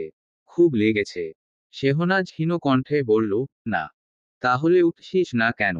লজ্জা লাগছে? সবাইকে ঘর থেকে বের করে দাও খালাম্নি, তারপর আমি এখান থেকে উঠব। রাইমা আহাম্মক হয়ে বলল, সবার সামনে উঠতে লজ্জা লাগছে অথচ সবার সামনে এভাবে হাত পা ছড়িয়ে পড়ে থাকতে লজ্জা লাগছে না তোর? পাগলি, উঠো বলছি। রাইমা জোর করে শেহনাজকে তুলল। শেহনাজ রাইমার আঁচল দিয়ে নিজের আপাদমস্তক ঢাকার চেষ্টা করতে করতে রুম থেকে বেরিয়ে গেল। বেরিয়ে এসেছে বুঝতে পেরে শেহনাজ আঁচল থেকে বেরিয়ে এসে স্বস্তির নিঃশ্বাস ফেলল। রাইমা ওর গাল টেনে ধরে বলল, তুই চুপচাপ বসে থাক গিয়ে, আমি চাই না ছোটাছুটি করে তুই নিজের হাত পা ভেঙে ফেল। এসব কাজ তুবাকে দিয়ে করাবি কিন্তু তুই বসে থাকবি। শেহনাজ নিজের গাল ছাড়িয়ে নিয়ে বলল, আচ্ছা আচ্ছা। বলে আবারও লাগালো ছুট এবং আবারও পড়ে গেল, তবে সাথে সাথেই উঠে পড়ে জোরপূর্বক দাঁত বের করে বলল, সমস্যা নেই, আমি ঠিক আছি। বলে ও চলে গেল। রাইমা দীর্ঘশ্বাস ফেলে অন্যদিকে চলে গেল। কিছুক্ষণ পর বরযাত্রী চলে আসবে অথচ এরা এখনো মেহেদিই পোড়াচ্ছে নীরকে। যাক গে, ওর এখন অনেক কাজ। নীরকে সাভাসের পছন্দের রং বেগুনি বেনারসিতে সাজিয়ে দেওয়া হয়েছে। এই রংটা যেন নীরের জন্যই তৈরি হয়েছে। বেনারসিটা একদম পারফেক্টের চেয়েও পারফেক্ট লাগছে নীরের শরীরে। এবার আয়েশা ভিডিও কল ছেড়ে বাস্তবে পদার্পণ করেছে। সবাই মিলে নীরের রুমে বসে হাসি ঠাট্টা করতেছে। অবশ্য শেহনাজ নেই, ও গেছে এক ঝলক তুষারকে দেখার জন্য। স্টেজের কাছাকাছি যেতেই দেখতে পেল তুষার সাদা পাঞ্জাবি পরেছে। একটা আশ্চর্যের বিষয়, শেহনাজও আজ সাদা কালারের একটা লং জামা আর হিজাব পরেছে। তুষার একজনের সাথে কথা বলছিল। কথা বলতে বলতে হঠাৎ পিছু ঘুরে তাকাতেই ওদের দুজনের চোখাচোখি হয়ে গেল। দুজনের কেউই চোখ সরাচ্ছে না একে অপরের থেকে। হঠাৎ পাশে একটা শব্দ হতেই দুজনের হুঁশ ফিরল। ওরা ইতস্তত করতে লাগলো। লজ্জা পেয়ে দ্রুত চোখ সরিয়ে নিল। একটা মেয়ে এসে কিছু জিজ্ঞাসা করাই শেহনাজ তার উত্তর দিতে লাগলো, কিন্তু তুষার আর কারো সাথে কথা বলতে পারল না। ওর চোখ বারবার ছুটে যাচ্ছে তার নাজের দিকে। কিন্তু ওর চোখের মুগ্ধতা রাগ দ্বারা প্রতিস্থাপিত হলো একটা বিষয় নজরে আসতেই। একটা ছেলে লুকিয়ে লুকিয়ে শেহনাজের ছবি তুলছে। তুষার জোরে একটা শ্বাস নিয়ে ছেলেটার কাছে গিয়ে ওর কাঁধে হাত রাখলো। ছেলেটা খানিকটা ভয় পেলেও সেটা বুঝতে দিল না। তুষার ওর দিকে তাকিয়ে হাসলো, তা দেখে ছেলেটাও হাসলো। হাসি বন্ধ করে তুষার হুট করে মুখটা প্রচণ্ড গম্ভীর করে ফেলল, তা দেখে ছেলেটা হাসি বন্ধ করে ভীত চোখে ওর দিকে তাকালো। তুষার আবারও হাসল, ছেলেটাও আবারও হাসল। এভাবে বেশ কিছুক্ষণ চলার পর ছেলেটা মিনমিন কণ্ঠে বলল, বুঝেছি ভাই বুঝেছি, ঠিক আছে ছবিটা ডিলিট করে দিচ্ছি। তবুও এভাবে বিটকেলের মতো হেসে আমার অন্তরাত্মা কাঁপাবেন না। এখনো পর্যন্ত সিঙ্গেল আমি, বউ না দেখে মরতে চাই না। চলবে। গল্প শুনলাম বসন্ত নাকি আবার এসেছে। লেখিকা সিনথিয়া জাহান। চতুর্থ পর্ব।